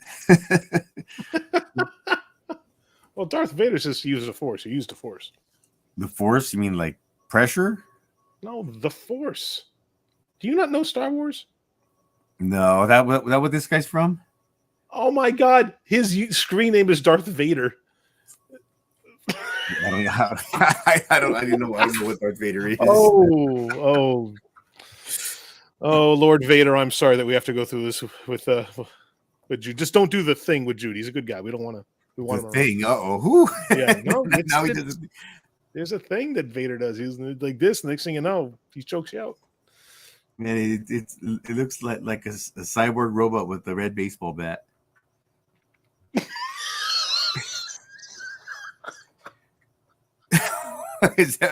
He's not a robot? Come on. No, he's mostly, yeah. I mean, a lot of him has been mechanized, but that's Anakin Skywalker inside that suit.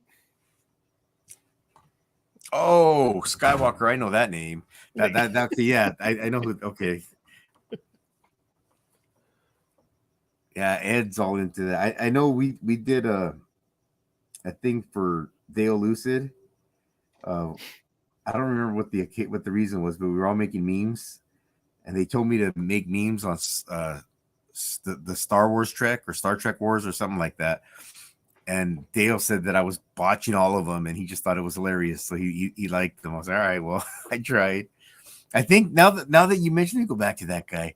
I think that guy's picture. I made a meme with that guy's picture. I don't know if this guy's picture, but a picture of that character it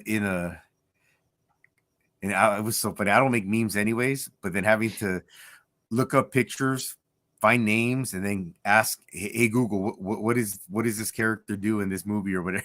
I was just trying to figure out stuff to. Anyways, Dale liked how bad I was at it, so that's what mattered.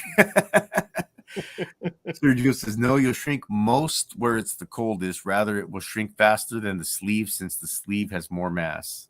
That makes sense. That makes sense to me. Yes, for washer motor commutators. My dad has one. Did I say that right? Commutators? Commutators? Commutators? I don't even know what a commutator is. Darth Vader uses them all the time. Put a Nokia brick next to it and say one of what he's breaking today. Well, the Nokia will probably outlast the bearing. Inner bearing puller with the slide hammer.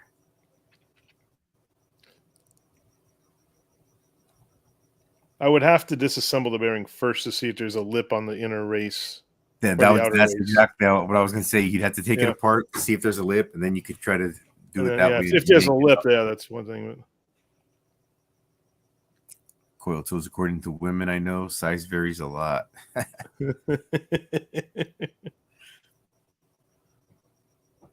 Maybe throw it in the freezer, then try. A lot of people are talking about cold. Yep. Throw it in the freezer, then try to use a bolt and sleeve. Okay. Just shows, man, this is cool, man. The chat is 100% active and trying to give you a hand. And there's a lot of very good and different kinds of ideas. That's what I like about this stuff. The outer races needs a good punch. Yeah, it shook up. Why you hold outer? Yeah. Replace all that you can't get apart.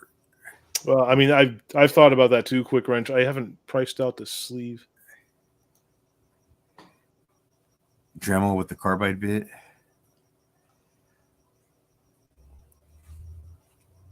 Put a bigger washer on the back. Oh, that we just said that wouldn't work because it's. I don't think that we can't do that. We can't. There's no access to do anything from the back side.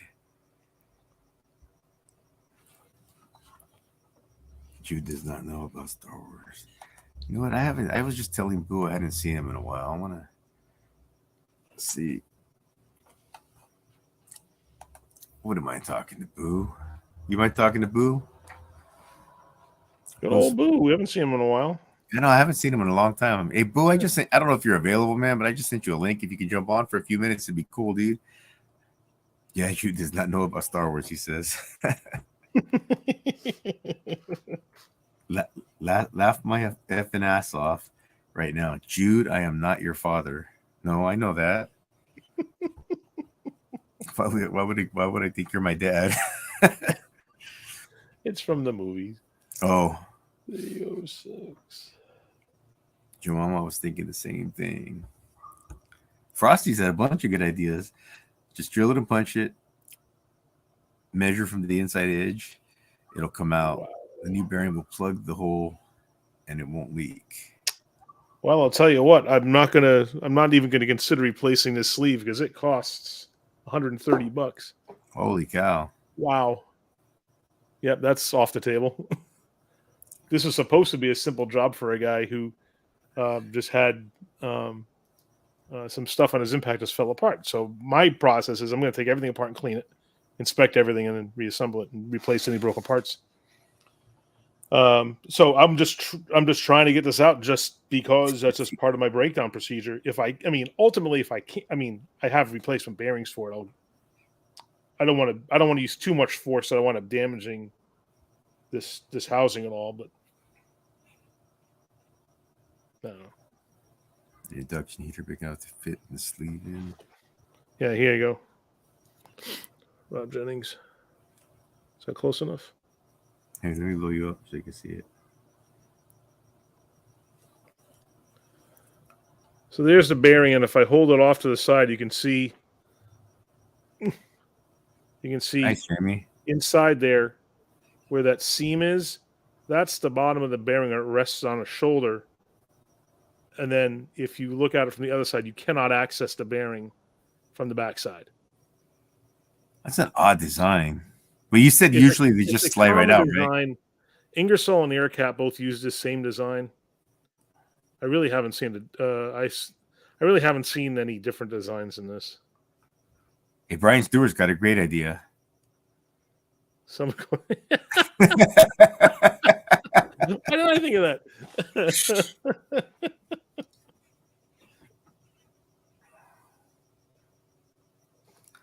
Okay. Yeah, that's true. Want to look at the side? There's a side. Yeah, there's no access to this on the side either.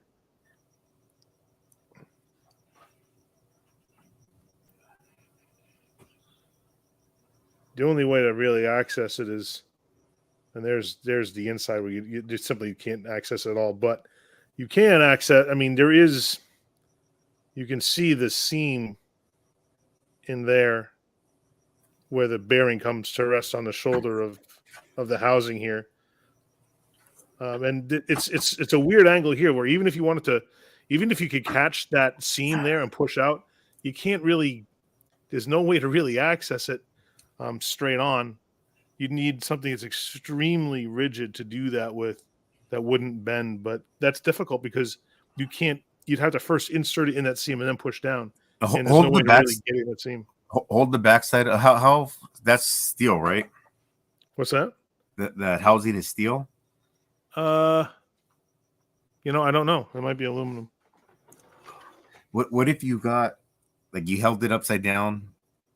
So that Like this? like if you were trying to get it to slide out, you put it on a table, and you got an impact socket, and you pounded the impact socket to try to vibrate or get it to come out that way. Well, because the problem is you're just hitting against the inside surface of the housing here. I tried heating it up and then wrapping it on my workbench top a few times, but it doesn't budge. It's pretty solid in there. Nah, SBT. He said that usually when he works with these, that they just falls right out. So yeah, they're meant to be serviced. Yeah, the bearing itself isn't serviceable because it's a shielded bearing. So if you take that shield off, you've wrecked the bearing, which then they're cheap to replace. So I don't care about that. But just getting it out is the hardest part. Paint can opener, try tapping on the backside. Pilot bearing remover, paint can opener, tapping it. Yeah. Then you get a thin wall socket on that after freezing and try to tap it out. He said, Frosty said, send it to him. He'll get it out for you. He's on 3 minutes on the mill. That's the spirit. Yeah, well. Tapered punch. Yoda Doug's tool collecting channel. What's up, dude? Yoda Doug always wins. What's up? I haven't seen you in a long time, man. Yeah, how's it going? Last video I saw you put up was something saying Yoda Doug always wins. And if it was what I was thinking, it was about, man, it took you 4 years or 4.5 years, but yeah, you kind of did win, bro. Congratulations.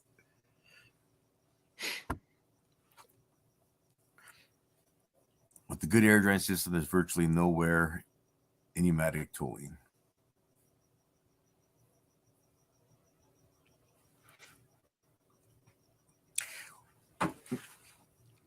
When it comes to gray pneumatic and that word, he said pneumatic, and it just popped in my head. When it comes to gray pneumatic and SunX, do you just order whichever ones are on sale at the time? Because I know they're both great sockets. Usually, sometimes gray pneumatic has something that another brand doesn't have. All gray pneumatic does is make impact grade sockets, extensions, and things like that. So if you need it, they have it, and if they don't have it, you probably don't need it. So they usually have something that is hey boo. Hey boo. Hey, how y'all are? Good. I'm all right, man. Good to see you. How are you? I'm good. Is something's wrong with that bearing? Yeah, it's I'm trying to unseat it, and I'm having a heck of a time. But Quick Wrench says that bad bearing, you're going to replace it. I mean, that's what you'd want to do is replace it, or? Yeah, I wanted to, but because normally as part of a regular service, I'd replace the bearings anyway. These are cheap enough. But Quick Wrench said that, yeah, it is an air cat made for Cornwell Quick Wrench. So he said the bearing's not going to come out. They have it staked in. You know, Miss Carol, I think she had the best idea with that commutator remover. That you were saying, do they make them that small? She had made a comment about which one, and you said, do they make one that small? Oh, and her dad's got one for the commutator, like for washing machine motors, washing machine motors.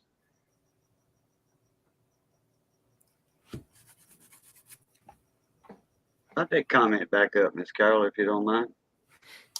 I'll find it. That's way back there. Yeah. I think I didn't know what that was. I think I even pronounced it wrong. It was before that. It was before that one.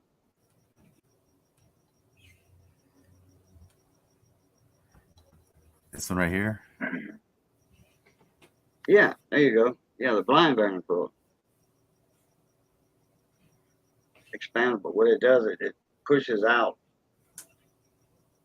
forces on the inside. When you tighten that nut, it expands out like that. You just pull it out.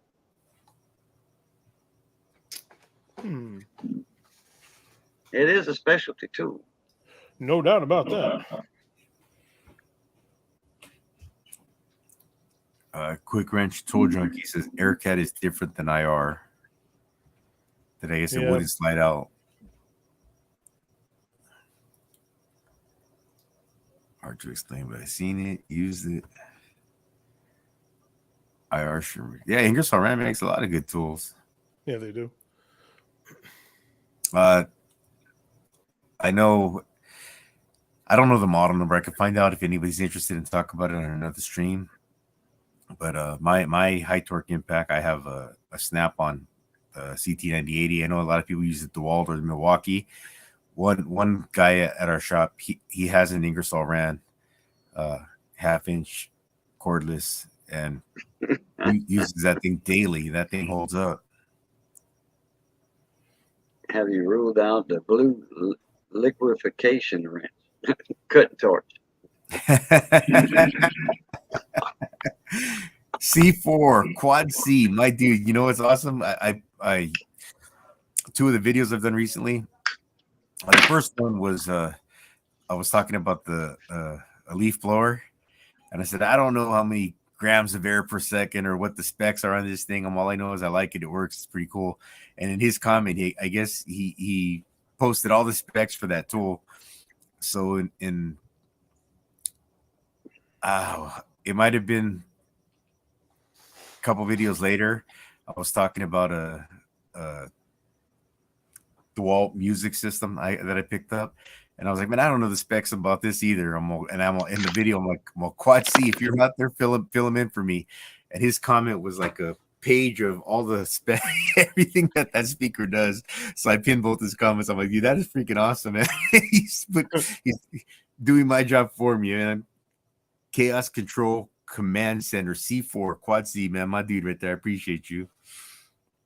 He's the one who I love it too, man. He deemed me Lord Verde.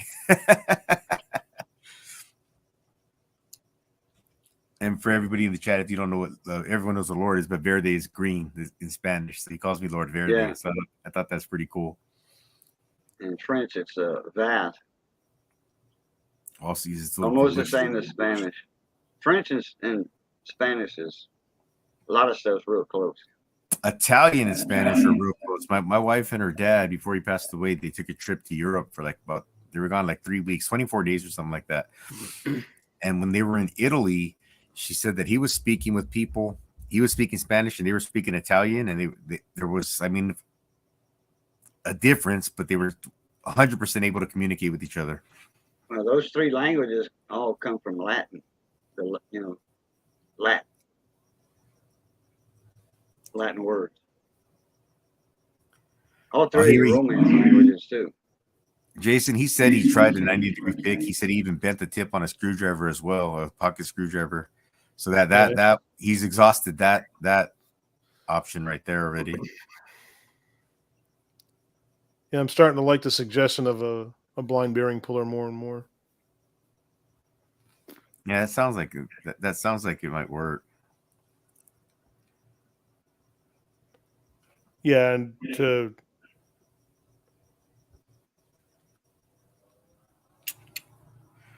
appreciate it, Quad C. C4. I don't know. You prefer Quad C or C4, man? Those are both cool names.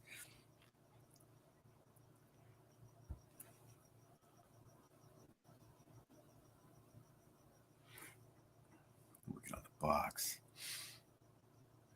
If the bearing is cheap, drill it out the center. I was wondering who you was talking about. I see it now. Chaos Control. Yeah. Chaos Control Command Center, C4.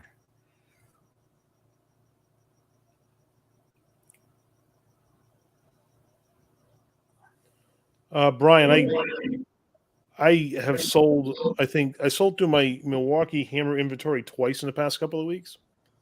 So I just got some more in. So I've been just cycling them through. They've been rather popular. People like the small features on them that I'll show use that them the both. engineers were thinking about little details, and yeah, they've been pretty popular.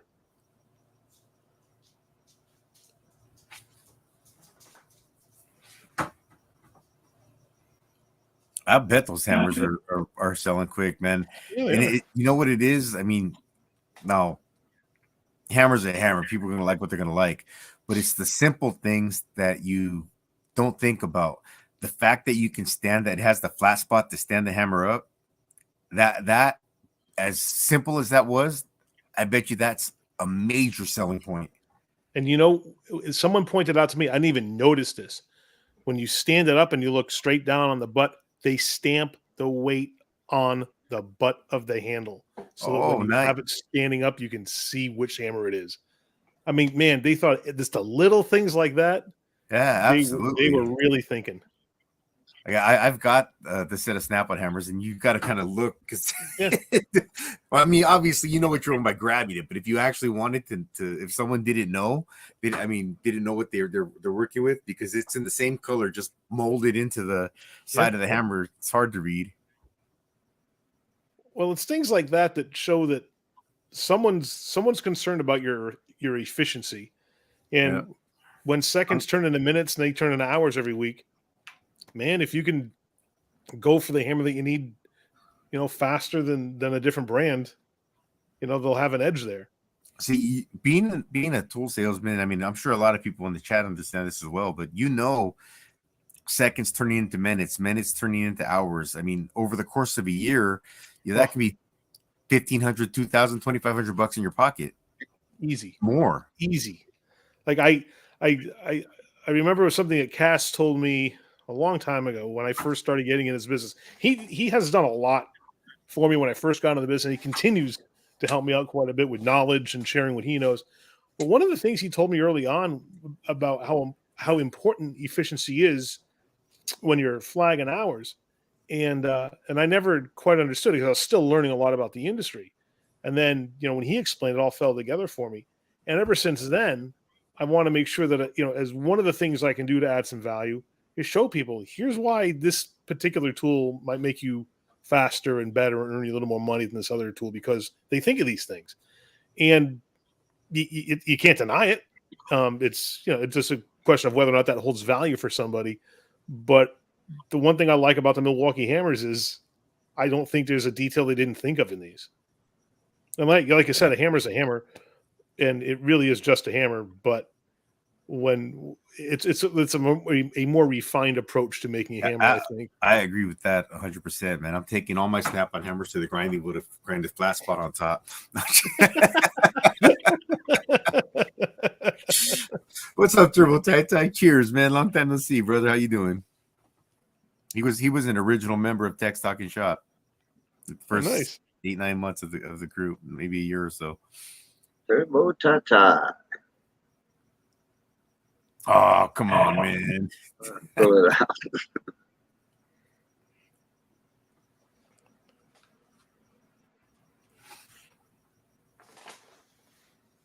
I don't believe we sell Milwaukee hammers. Mm. Are you guys only getting their power tools, Brian? It's funny, man. I knew as soon as I saw, I think it was your video where I saw it on, but as soon as I saw that, I was like, man, that was it, man. That hammer was gonna blow up. Gabe can't keep them on his truck. I mean, he has them, but he's like, dude, I'm every day, man. I'm selling a couple of these things. It's funny because I had a rack full of gear inch hammers and some other mallets and stuff. They've been sitting there collecting dust. I put the Milwaukee ones in the truck, cycle right through them. It's awesome. That through cool. Mako, Brian said. Yeah. Brian, you can get an ISN account and buy them. Yeah, Mark, I did a video on Monster Mobile Tools a couple weeks ago, and Mark, Mid-Atlantic Tools, commented that any truck. 'Cause I told him I think I knew I saw them on Cornwall or on Mack trucks, and I'm pretty sure I saw them on Cornwall trucks. Besides the independent trucks, at the time back then, there was one guy that he had an SK truck that I used to go and get trucks pulls from him. He was an independent. He was an independent truck, but it was wrapped SK. It wasn't wrapped gear wrench. Yeah. But like I said, I knew they all sold them, and Mark commented that anybody, it doesn't matter who sold them, whether it was an independent truck or one of the other tool trucks, that they got the Monster Mobile tools from ISN. Mm-hmm. Yeah, ISN owns that. They owned that brand, so that's why brands like K-Tool, Mountain, Atlas, they're all owned by ISN. It's all the private label brands. Yeah, and I know I want to get back to what we talked about earlier. Yeah, I agree with what you said, Lindsay. I think I said something similar. Well, first off, I said, yeah, I like USA tools, but I do not by any means own everything USA. But tools that from ISN, like K-Tool, Monster, that some of the tools that you were just mentioning, all of that stuff I have in my box. You know, they're by no means what and I like. Well, you can kind of see it over this shoulder. You can see the K-Tool work table. Yeah, I love that thing, man. That thing's I bet you sell those every time you get them on your truck. I used to have a little game I play with myself because I could only load. I think the most I could fit on my truck at one time was 4 of them, and I used to play a little game to see how many would I have left at the end of the day, and then of the order that I would make, because I buy them a pallet at a time, how many would I have left at the end of the week. And more often than not, I'd go through my entire pallet full within 2 weeks. Wow. Every day, I'd sell off of what I had on the truck and have to reload. I mean, there was a time there where these things were selling like crazy. And I didn't know any other tool vendor that had those. I saw one in the Cornwall flyer. If anyone's got a copy of the current Cornwall flyer, you'll see a very similar looking work table, not quite the same design, for over $400. Yep, the Snap-on one is like between $400 to $600 too. Yeah, it's similar, but the price difference is insane. And but the weight capacity is about the same. Yeah. Oh, Brian, let me ask you this. I saw somebody today that purchased it's one of those new smaller, I think it's a 6-drawer or 5-drawer, 6-drawer cart for like $1,700 or something. Have you got those on your truck, or have you been selling those at all? Just be interested in your take on them. He really likes it. It's small. He can just wheel it around his work area. Real simple. It's smaller than a regular, it's smaller than like a regular tool cart, but it's just way more compact. And I think it looked pretty sharp. Yeah, Brian, I agree. I don't think Mac will be putting any Milwaukee because they push. I think they're pushing DeWalt. They're married to DeWalt. Jesus's truck is loaded up.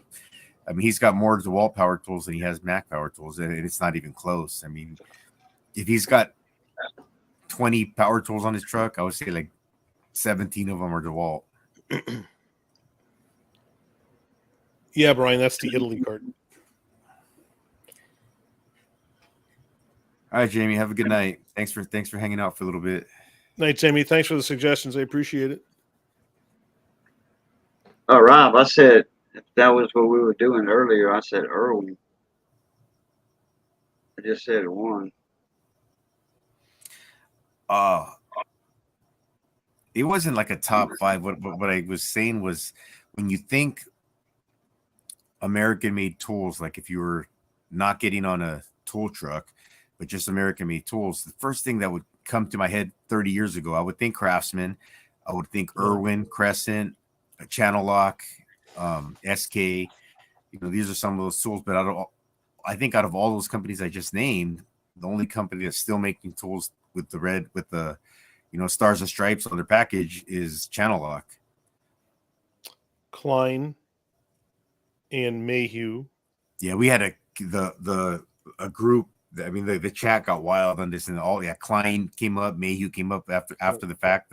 My initial ones, Wright, Lang. Yes. Yeah, a lot of Hey, years ago, Thorson was that was a USA company, and they had the contract with the military for quite some time. Yeah, Yoda, you're right. On his Cornwall flyer that he did a couple nights ago, he did point out the table for like $400 or something like that. Yeah, and they have that blower fan, that 1200 CFM blower fan for like $200 and something. I mean, some of the pricing is crazy.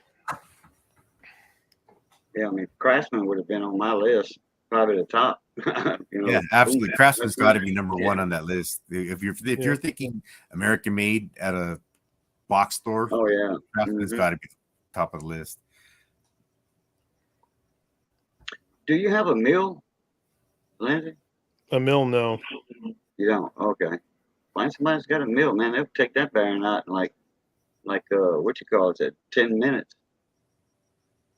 Thing to be out. Coon Trucking did a video. It won't be a good bearing anymore, but I missed that one. I can replace the bearing. That's not a problem. yeah. I mean, that's what you're trying to do anyway, is replace the bearing, ain't you? True. Yeah. Problem is, I don't know any machinists that do their own work. All the machinists I know work for a shop, and they won't take in, outside work. Yeah. Right.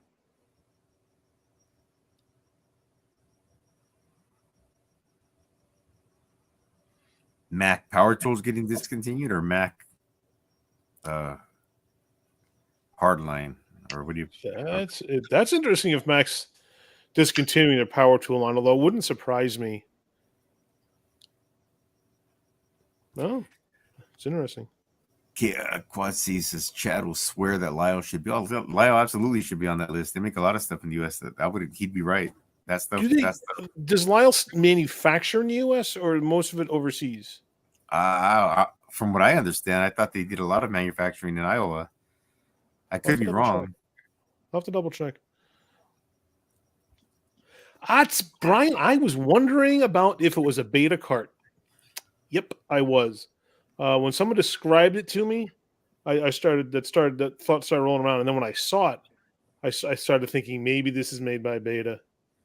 That makes all the sense in the world. Frosty's telling you he's got your back, dude. You just overnight into LA, man.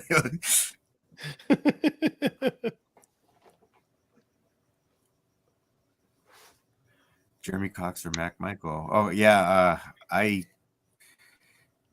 Mac Michael. I've seen most of his videos. It must have been Jeremy Cox, because I don't know who that is, but I've seen most of the Mac Michael videos, and his truck was usually DeWalt and Mac, so it's probably the other one.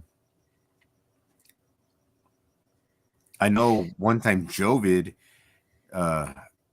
showed a couple of Milwaukee things brand new that he was that he had purchased. Probably, I don't know where he got them from. Who makes Apex? I guess makes Milwaukee, or who makes Milwaukee? Milwaukee's Tektronic Industries is their parent company. Oh, so maybe from TTI. Oh, okay, TTI. So maybe he got them from there, but I know I did see him on Jovid's truck, on his Snap-on truck. Yeah, TTI so is mine. Also. SBT, so is mine.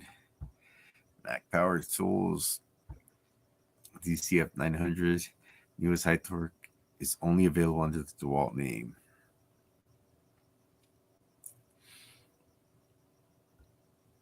You can do it in a drill press. I think Lyle makes a lot of stuff in-house, and if it doesn't have a country of origin, then it usually has a mix of USA and global source materials. Cool. All right, Yoda, thank you. Yeah, you probably can get a mill bit, put it in your drill press, take your time, and just take little bits off of it at a time. Just keep turning it.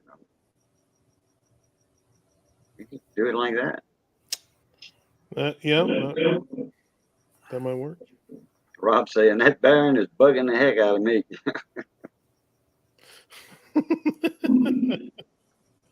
Yeah, and I'm working on this, and I'm also trying to extract a frozen screw from a rifle scope. Yeah, that's you put that in the chat earlier. Yeah, I wish Johnny would be here right now.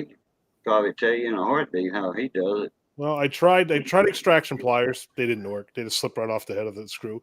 Then I tried a hex screw extractor. That didn't work. It just rounded out the inside of the screw head. So now I'm trying to drill it out. Yeah, with a mini drill.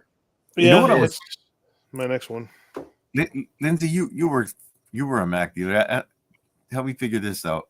I know Mac sells Mac, and now they're using DeWalt in their power line, and they have Expert for their secondary line. Would it make sense for them to have Mac being their main line on the trucks, and maybe Craftsman or even DeWalt, because DeWalt makes hand tools, be their secondary line of hand tools? I think that yes, it would make sense. And when Stanley Black and Decker bought Craftsman about 6 years ago or so, I remember a bunch of us as dealers were asking Mac, can we carry them on the truck, or at least can we handle warranties for them? And they said no. They want the trucks to sell their premium brands, which, for Stanley, the premium brand lines are Mac. And I think, well, we sell Expert. That's not your premium brand. So they give you, a bunch of corporate speak, and they talking out of both sides of the face. If they want us to sell only the premium brands in the truck, we wouldn't even sell, Expert. But it bothered me that there still doesn't seem to be a plan to restore the Craftsman name to its former glory. And what I would like to see them do, and I heard a rumor that said they were going to onshore the manufacture of Craftsman hand tools again, but I don't know if that's happened or not. I would love to see that be a line on the Mack trucks. If you want it to be a premium brand, then sell it over your premium channels. Yeah. Well, they built that plant. Make it in the USA. That new factory in Dallas, Fort Worth area. And before it was up and running, well, yeah. Some say it was up and running and actually got a few tools out of the place, and because moving, just going to Tennessee with it, shut down the plant that was just finished, and then shut it down, and moving the corporate managers and whatever, high-end people to Tennessee. Did they start up production in Tennessee? Don't know. No.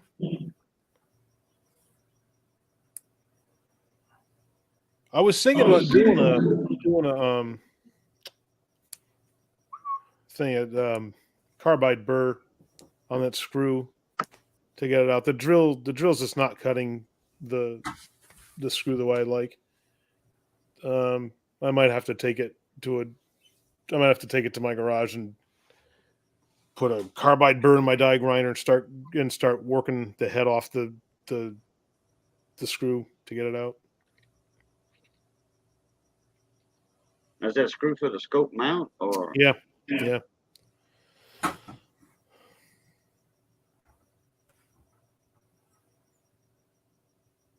But I'd love to know what the guy who owns it did to it. He when he sent me a text asking if I could do it, he said, "Oh, I got a rifle and one of the screws is stuck." I'm like, well, how stuck could it be? I asked myself. Oh my God, this thing is stuck. And I'd love to know how.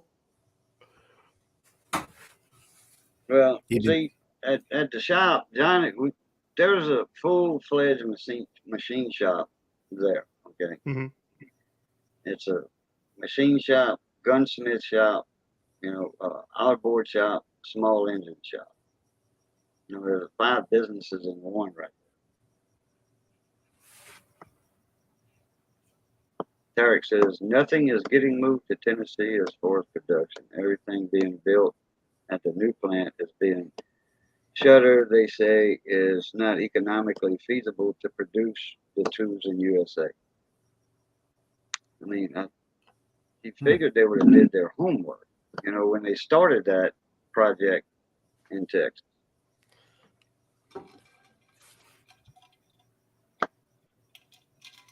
I mean, the building's there, all the machinery was there. People were being hired and then all of a sudden, boof, beef, no, okay, sorry, you ain't got no job. You know, you have a job before you had it. Yeah. I am shooting video on this as an air tool repair, so I will be documenting it in video.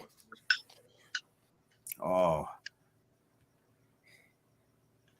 In the video, man, you guys got to go watch that video because he's going to shout out all the good ideas he got that didn't work.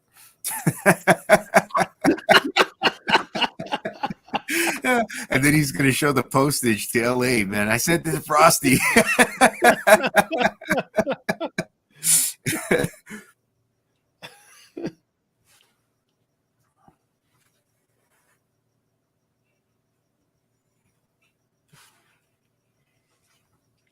Autocorrect, yeah.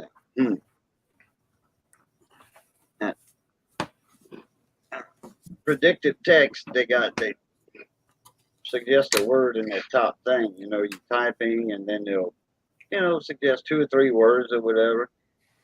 Missy's got a feature on her little Walmart pad, that tablet, that will, as you typing, it's actually putting in a whole sentence for you if you want that whole sentence. I'm like, wow. No wonder you can text so fast or send a message so fast. Rob Jenny says, "Hey, Lindsay, don't call me an idiot, all right?" God, dude, you guys all keep, everybody here has been. I mean, I'm not the one with trying to fix it, but I'm sure, Lindsay, all these ideas have at least jarred you into like your mind moving to give you ideas. Absolutely, and you just try to think of if I don't know of a tool or a technique or something right off the bat.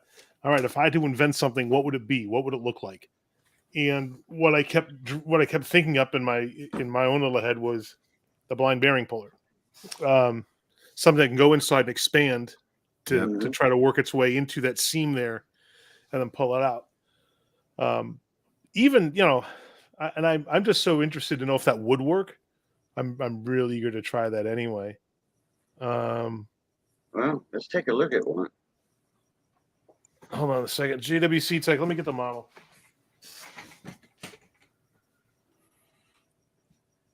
All right, here you go, dude. Up that up. There you go. Yeah. Only $160.60. Yeah, but that's 5/8 to 3/4 though. That's too big for what you need. I'm thinking it's and you can see the nut. You nut up on that, and it's going to expand it, and it's going to grip it pretty good. You need a small one though. But not much of a lip on the bottom there. No, but that's all you need. It's going to bite into the inner part of that bearing, that inner razor.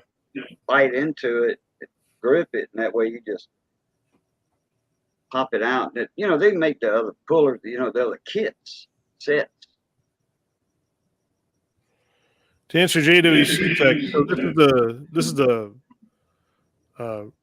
motor housing. This is the Cornwell 4280, the CAT 4280. CAT, does that mean AirCat makes it for them? I believe that's true. Yeah, because their other ones begin with IR, which would be an Ingersoll. Ingersoll Rand. Yeah, this is the housing that this houses the rotor, and that fits in the housing like that, and then the rotor goes in there. To give you a complete context. OT 4422 tool. Oh, OTC. Yeah, now that's an idea. Weld a nut to the bearing and use a slide hammer.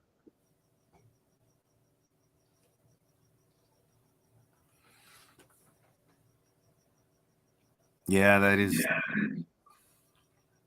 actually not a bad idea. Two good tacks on that nut. Because it's just a press fit. It's a press fit, you said earlier, Lindsay, but it's not like a hydraulic press fit, right? I'm guessing it's not. It's the first one I've seen. This is a very similar design to all the Ingersolls I've ever serviced and another Cornwall one. And those bearings, I mean, you have to work a little bit, but you can get them out pretty easy. This one is the most stubborn I've seen. Because I think JWC Tech, he had a comment earlier. Is like those just fit in, push in with your fingers. Yeah. They're not that tight in there. That's what No. JW said. No, So, the and worst I've ever had, I had to agree. gently tap one in once. It was pretty tight. But other than that, I mean, they come out without this much work. I got a decent chat still. I want to thank a lot of you guys. I mean, everybody, a lot of you guys watch my videos too. So I really appreciate that. You don't just watch the live streams, but a lot of you comment on a lot of my videos, man. So like Frosty, you've been commenting on tons of videos lately, man. I appreciate it. Jason, you as well. Quad C, I know he's been commenting on a lot of my videos. I mean, everybody comments. I appreciate all the comments, but you guys have really been killing it. I've been trying to catch up on comments, and it's hard once you fall way behind. But the other night, it was like 11:30, which is kind of early for me to go to bed. But when I was lying down in bed, my wife was still downstairs watching TV. The only reason I had gone upstairs was because that's where my charger was. So I plugged in my phone. I was lying in bed, and I started answering comments. And my wife was up late because she's a night owl. She stays up late watching movies and stuff like that. She'll come up, but she came up and she's like, "Why are you still up?" Because I was on my phone typing. She's like, "Who you texting?" I said, "No, I'm answering comments." And she's like, "It's 4:00 in the morning." I'm like, "What?" I was up for like the Allstate guy. I was up for like 4.5 hours answering comments, and it only took me back about 3 weeks or 4 weeks. I was like, "Oh." Oh man, it's gonna take forever to catch up, but I do intend on trying to catch up on all comments, and on a few comments that go way back, I'm gonna apologize for barely getting to the comment, but I'm not gonna apologize for that on every single comment. But I appreciate the fact that you guys take the time to comment. I should at least take the time to reply, and I don't try to give generic, "Oh, thank you for watching, I appreciate it." I read the comment and I try to incorporate the comment into my reply, so that way they can know that I read the comment, and it's not just I'm just typing, "Thank you for watching, thank you for watching, thank you for watching." So I think thanks, the personal guys. approach is best with them. Personal approach, exactly. Yeah, absolutely. May I ask for people's opinions from Smellwalkie? I have not yet sold a set of their impact sockets. So this will be the first set that I sell. And this is the side. This is the set that goes. This is all 3/4 drive, and it goes from 1 inch to 1.5 inch. I love the sizes, how they're stamped on there. Super easy to read. You can see that. And they even will accept a pin and O-ring retainer if That's your 3/4 impact or has 1 it. inch. I mean, these seem really solid. I've never sold any before and don't know if anyone has experience with them. Over to everyone. That was a nice set. Nice looking set. It is.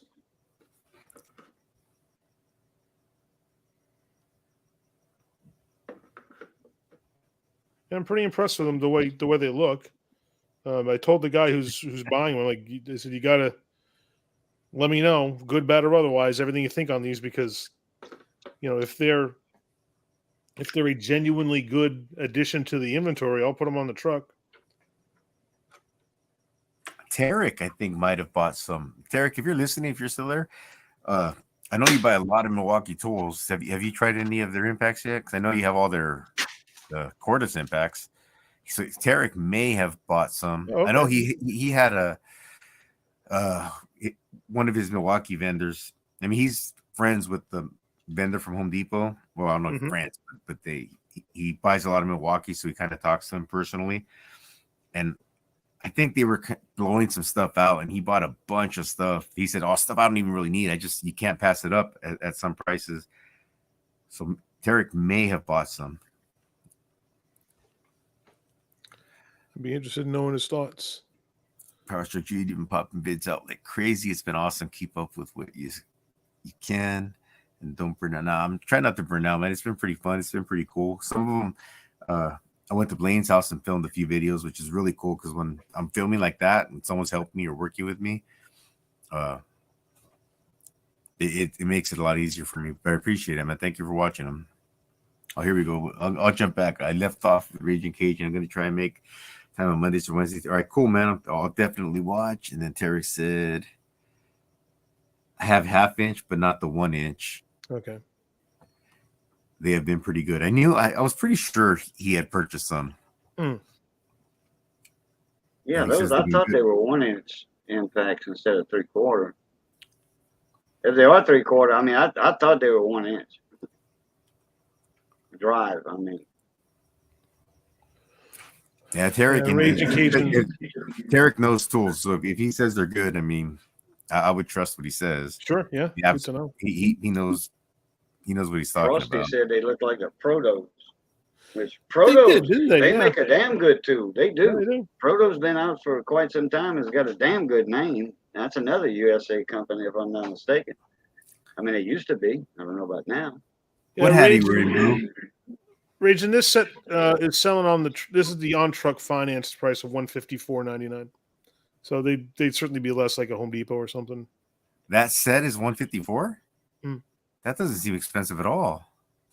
No, not for a That I mean, 3/4 that set. sounds like, well, no, I mean, like very inexpensive. Not, I would have expected that set to be like $300-400. I mean, I'll sell it to you for $400. No. I'm just That's good heavy equipment too. You know, big diesel engines. Yeah, the guy who's buying them works on trash Big trucks. Okay. Front end loaders, excavators.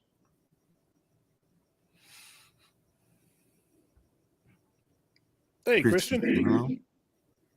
I have a 3-jaw proto puller. 3-jaw or 2-jaw.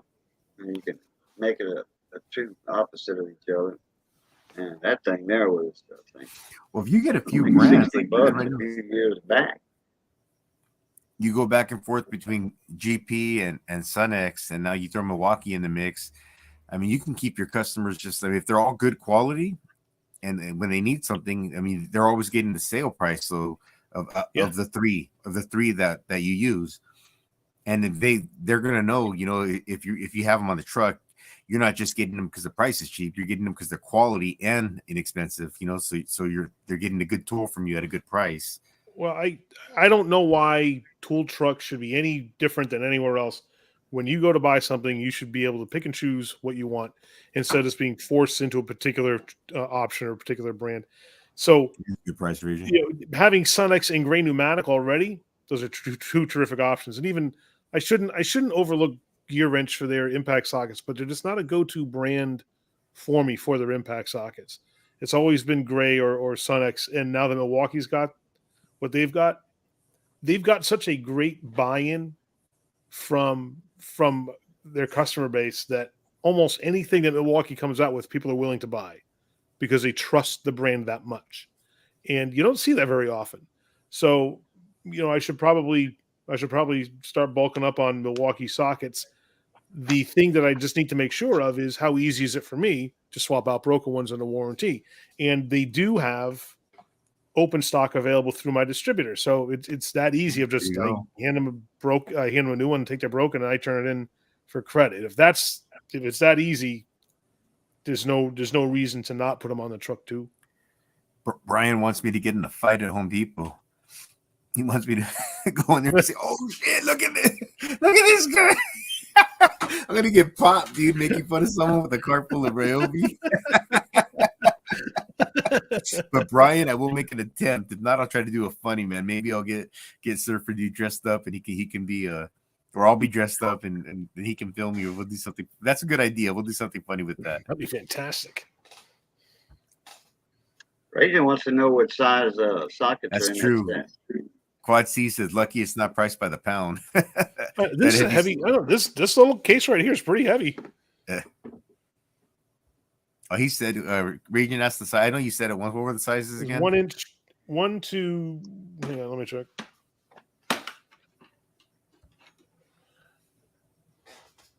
It's 1 to 1.5 inch by 16th inch increments.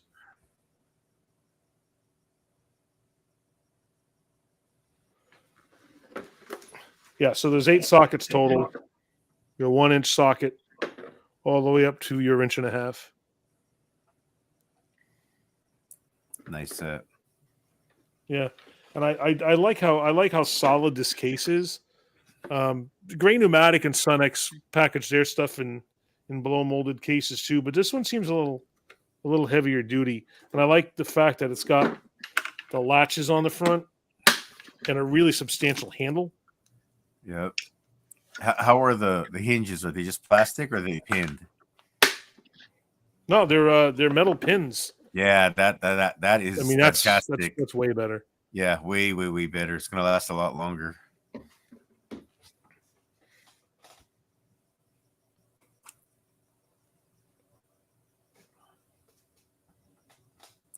Yeah, it does look like an axle nut set. It does look like an axle nut These are all set. 6-point though. Oh, time to restock then, Brian. The front axle nuts on my Jeep are 32 millimeter.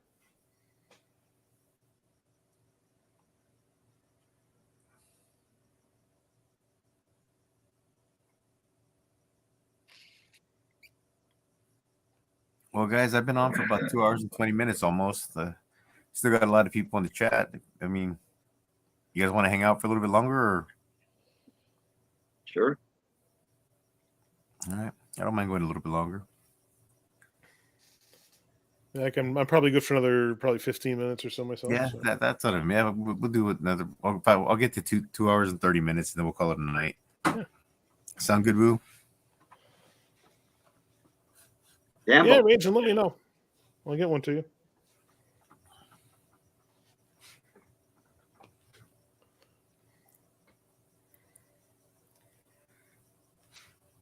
Oh, I almost forgot. Can I share some? Well, it's exciting news to me, but might be boring to everybody else. But No, absolutely, man. I got 2 pieces of news that I feel really good about, so I'm dying to share it. The biggest shop I service is Capital Metro, which services the transit buses for the city of Austin. And they have 2 facilities, a north and a south. And between the 2 facilities, they have a couple of hundred technicians. They work 3 shifts around the clock. They have an AC shop, body shop, running repair shop, heavy repair shop, transmission shop. They do everything soup to nuts. And you must spend hours there. The bulk of my business comes from those technicians in that facility. And I've been doing business with them for years, and I have some really good relationships there with some of the guys. And 2 big things are happening. One of them just got finalized, and the other hopefully gets finalized pretty soon. So I don't want to count my chickens on this one, but I was talking to Sammy Salinas, who has been he's a fan of yours, Jude. He watches your channel all the time. Oh, very cool. Yeah, he and I were talking. He's an AC tech, so he and I were talking once. They had these ancient looking AC machines in the shop, and I was just curious about them, so we're having a conversation.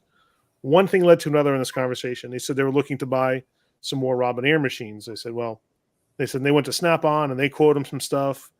I figured, well, yeah, then Snap-on will get the business. But no, Snap-on didn't get the business because Snap-on doesn't have the right machines because it needs something that works 407C refrigerant. So they said, we have this Robin Air machine. They said, but they don't know if they want to buy these anymore or what they're going to do. So I said, who could I talk to about seeing if I could at least submit a quote, figuring there's no way I can compete because they're getting quotes from Grainger and Napa and these really big companies. Come to find, I could offer these same machines for less money than these other companies, and I don't know how. That's great. So I put in a bid, and I said, well, we'll see what happens. So I gave the quote to the manager. I don't really know what their process is yet. You got to get set up as a vendor in their system and everything else. So time went by. I figured I'm not going to push this issue at all. I submitted a quote to the manager who asked me to, and then I'll just whatever happens, happens. Well, yesterday I got a phone call from a lady in their purchasing department who does their contract administration. And she said, can you submit another copy of the quote to me in response to the spec sheet that she published And I said, sure. And the spec sheet was the specs for the units that I already quoted. So I just provided the quote to those specs, and she just told me today that they approved the bid. So I'm going to be selling them 4 AC machines, which is, for me, it's a huge sale. And I was shocked that they would give me the business over anyone like Grainger or Napa or Snap-on or any of those guys. Oh, dude, that's awesome, man. Yeah. So that's awesome. And now I'm in panic mode because I got to find out how to afford to purchase 4 AC machines myself. So it's it'll be fun because I have to take out I'll have to get a business loan for it, which I'll pay it off right away because they're going to pay me, right away. But I need the money first to get the machines. And then the other thing is, I was talking with, I think I may have mentioned it before. I'm looking for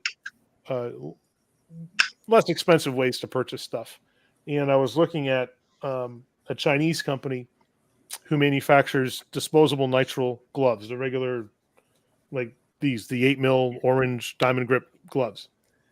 And I found a supplier that I can buy directly from China, and their cost on gloves is so cheap that as long as I buy, a certain minimum order, then I can offer them up for way less than what anyone else is selling them for that I have been able to find. So far, I'm working agreements now to sell the gloves to lots of different shops. And I just talked to the guy who's in charge of buying supplies for Capital Metro, who said that he would buy the gloves for me. And it's going to be. Dude, so that went through then. I It's remember you gonna and I be and Cass were talking about that. Oh, that is huge, awesome. absolutely huge. I don't yet know what their volume is going to be, but I currently know what they spend. They spend about 10 grand a month on gloves, just gloves, with their current vendor. So that would be an enormous win if that all goes through. So he already ordered for me a sample order where he's getting 160 boxes of gloves for a sample order. Wow, that's a sample order, 160. That's a sample. No, when you say boxes, you mean cases or boxes? Boxes. So Okay. it's 6 in a case? Yeah, it's 16 cases. Okay. Yeah, it's 10 in a case. 10 in a case, So, okay. yeah, so he's ordering 160 boxes of gloves between the 2 facilities. And he says, if I get good feedback on them, then we're just going to go ahead. Well, he says, I got to get you all set up as a vendor in the system. Well, the funny thing is, because they awarded me the AC machine contract, I just got set up as a vendor in their system. So he doesn't even have to do that. That part's all set. Oh, perfect. So we're just, assuming he likes the product when they come in. And I already have samples of them that I started handing out to people just to see what they think. So as long as he likes it and he gets good feedback, it's gonna change my business. That's how significant that will be. Isn't it funny how things come full circle? Because I remember watching your videos. Here I go again talking about the video. Your videos. I remember watching your videos, and you were doing your tools in the hall. I think it was, but you said that you were no longer selling gloves on your trucks because you said you just couldn't with the good conscience sell them for $45 or whatever it was a box. Or that's just crazy. I just can't do it. And now here you are with these huge glove contracts because it just went full circle, man. That is so cool. The strangeness of this life cannot be measured. But you used to say that I just can't do it anymore. Not in good conscience. There was a time where I tapped out. I'm like, I'm not selling gloves. Nope, because I'm not going to ask $45 for a box, right? But here's the funny thing, right? I was talking to another shop about it today, one of the waste handling companies that I service. So I talked to their manager. I said, I said, I don't know what you pay right now for gloves. He goes, whoa, just ask the guy in parts. He buys them. He'll tell you how much we pay. I'm like, oh, let me go strike up this conversation. So I introduced myself to the parts guy. And I said, can you tell me what you're paying right now for a box of 100 8mm nitrile gloves? He goes, yeah. And he looks it up. He's getting them from Grainger. Get a load of this. $34 for a box of 100, right? My regular price on gloves right now today is $30 a box. Oh, and that's before your new deal? Before any bulk discounts or anything, or before I even get them from this different supplier. I'm like, right now I can afford this. I'm like, dude, I said, what if I come in, $10 less than what you get for Grainger? He goes, oh yeah, we'll get them from you. I'm like, great, got to get them set up in the system. No problem. So it's just a matter of doing some paperwork and and these things are, it's always interesting to me to see how much of this kind of business just comes from having real simple, inquisitive kind of conversations. Like the reason the AC machine worked out is because I just happened to have a conversation with Sammy Salinas, their AC tech. The glove conversation came about. I was talking to one of their electronics technicians. I can't remember how we got on the subject, but I mentioned it to him, and he said, "Oh, he says you need to speak to the lady in who does the parts ordering." I said, "I don't even know her. I don't know who she is." He goes, "Come on, I'll introduce you." So we walked over to her office, and she wasn't in. He goes, "You know what?" He goes, "But her boss is in. Let's go talk to him. I'll introduce you to him." Like, okay. So I went and talked to actually her boss's boss, which is the guy who's in charge of this stuff for all the facilities. So I talked to him. He goes, "Yeah, sounds good." He goes, "You need to speak to this lady's boss directly," and that's the guy I had a meeting with this past Tuesday. Nice. So it's only because one conversation snowballed and led to a little introduction to somebody here and introduce someone there, and within a couple of weeks I met I met all the players in this, and next thing you know, it looks like we're going to be being a glove company. That is cool, man. More than anything. So it's really cool how that's, like you said, how it all come full circle. Brian, it's funny. I'm already scheming ideas on this one, right? What happens, if I get enough orders that I'm delivering, dozens of cases of gloves every week, I probably can't fit them on the tool truck because tool trucks are very bad at storing things. They're good for displaying things, but not for storing things. You're so right. I'm already thinking of, well, I got 3 trucks. Got to trade one in and get like a delivery van, and just starting to think ahead. Yeah, like those Ford Transits or something like that. Yeah, something like that. They're not too expensive. I remember getting it was either 50 gloves or 50 pair at the pharmacy. 100 gloves. For 100 gloves. $6. 100 of these per box. It's latex. Nope, nitrile. Right? No, but I'm talking about what I was getting, latex. Because me and Missy were doing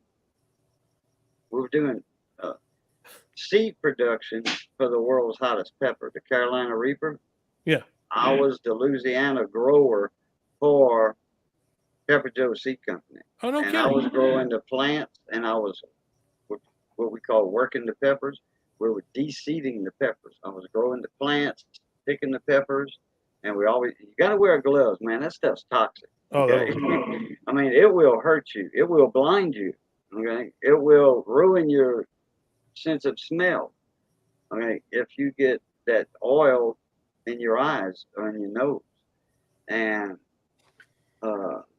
I found out the hard way of it on some, just coffee mugs, that oil. Hey, don't let any 14-year-old boys mess with them peppers, then. Oh man, yeah, it's running around. Anyway, those gloves, just regular latex gloves, it was like $6 or $7 at the pharmacy. And I don't know if it was 50 gloves or 50 pair, I forgot. But they worked for what we wanted to do, and I think they were out one time and we had to get a box of nitriles, and then COVID hit, so that couldn't find gloves then. Well, Brian, pop back up to what Brian said. He says the shadow gloves they had went from $18 to $56. Saw that. Yeah. Holy moly. And then Quick Wrench says he gets 7 mil nitrile gloves for $20 from Napa. Oh yeah, I saw that comment was up there somewhere. Yeah, the lowest price. And then the city of Austin, their individual shops. Well, their shops purchase individually. So I talked to the ones that I'm servicing. I'm like, what are you guys paying for gloves right now? Because they get the real thin, like 5 mil black non-diamond grip ones that tear all the time when they put them on. And they buy them off of Amazon for $12.50 per box. I'm like, and with the price I'm getting from China, I could afford to sell these for even less than that to them. So I said, would you buy them from me if I could come in lower than that? They said, yep. So I'll be supplying some of the city shops now too. Oh, Lindsay, man, that's great, dude. It's awesome. So as long as my supplier, and I have no reason to doubt them because they already sent me this sample pack that he ordered a couple months ago. It just takes a while to get here from China because it comes slow, but as long as they're timely and they fulfill the orders the way they should, man, it's going to completely change the scope of my business, because then the bulk of my sales will no longer be beef jerky. They'll be gloves now. So some tools will be in there too, and some guns. But yeah, it'll completely change the complexion of my business. Yeah, go around and hit them barbecue stands too, Yeah, selling sure. gloves. They always wear gloves, when they're handling that meat, cutting that meat up, and, Oh yeah. Prepping, and, Yep. they don't want all that pepper and rub and all that on their hands all the time. Them guys wear gloves. Oh yeah. Yep. And the same supplier, they also make exam grade stuff. So my stepdaughter said, "What about going to vet clinics and seeing if they want to buy exam grade gloves?" I'm like, "That's a great idea." Dr. Boudreaux. That's true. Yeah. Well, guys, man, chat grew, but we're calling it a night. Appreciate everybody still in the chat. Brian, Raging, Quick Wrench, JWC, thank Rob Jennings, Bocce, Tarek, dude, what is up, man? Quad C, there's a bunch of people. Turbo Tai. These are the main commenters. There's been a lot of people in the chat, but everyone who's been here tonight, man, I appreciate you guys all. Lindsay, Boo, I appreciate you guys coming on at all. You guys want to, tomorrow night, 9:00 Central Time. Is that right? Yep. On Lindsay's channel, Coil Tools, there will be a live stream with mystery pack giveaway number 2. That's right.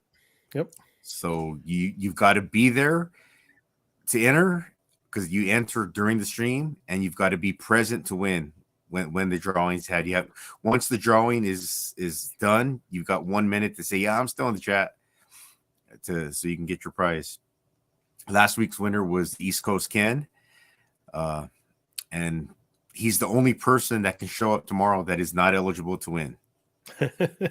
Everyone else is eligible. Did I say that right, Lindsay? That's correct. Yeah. So I know Boo. Yeah, last week was fun. So it was fast paced and it was a good time, and there's some fun conversation in there. So let's do it again tomorrow. Yeah, sounds Everyone's good. invited. I'll be there for like the first 45, 50 minutes. Like I said, I basketball practice starts tomorrow. The new season starts tomorrow. And then I know you guys will probably be on when I get back. So I'll jump in when I get back. I'll jump in when I get back too. But anyways, check out Boo's channel, Cajun Coin Hunter. And what's your other channel, Boo?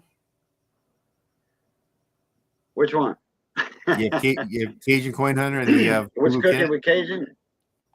What's cooking with Cajun and Boudreaux Cat. Boudreaux Cat. Those are history channels. And you got Coil Tools. That's Lindsay's channel. You're watching mine, so subscribe to all of us. And everyone, have a good night. We really appreciate you being here. See you guys tomorrow on Lindsay's channel.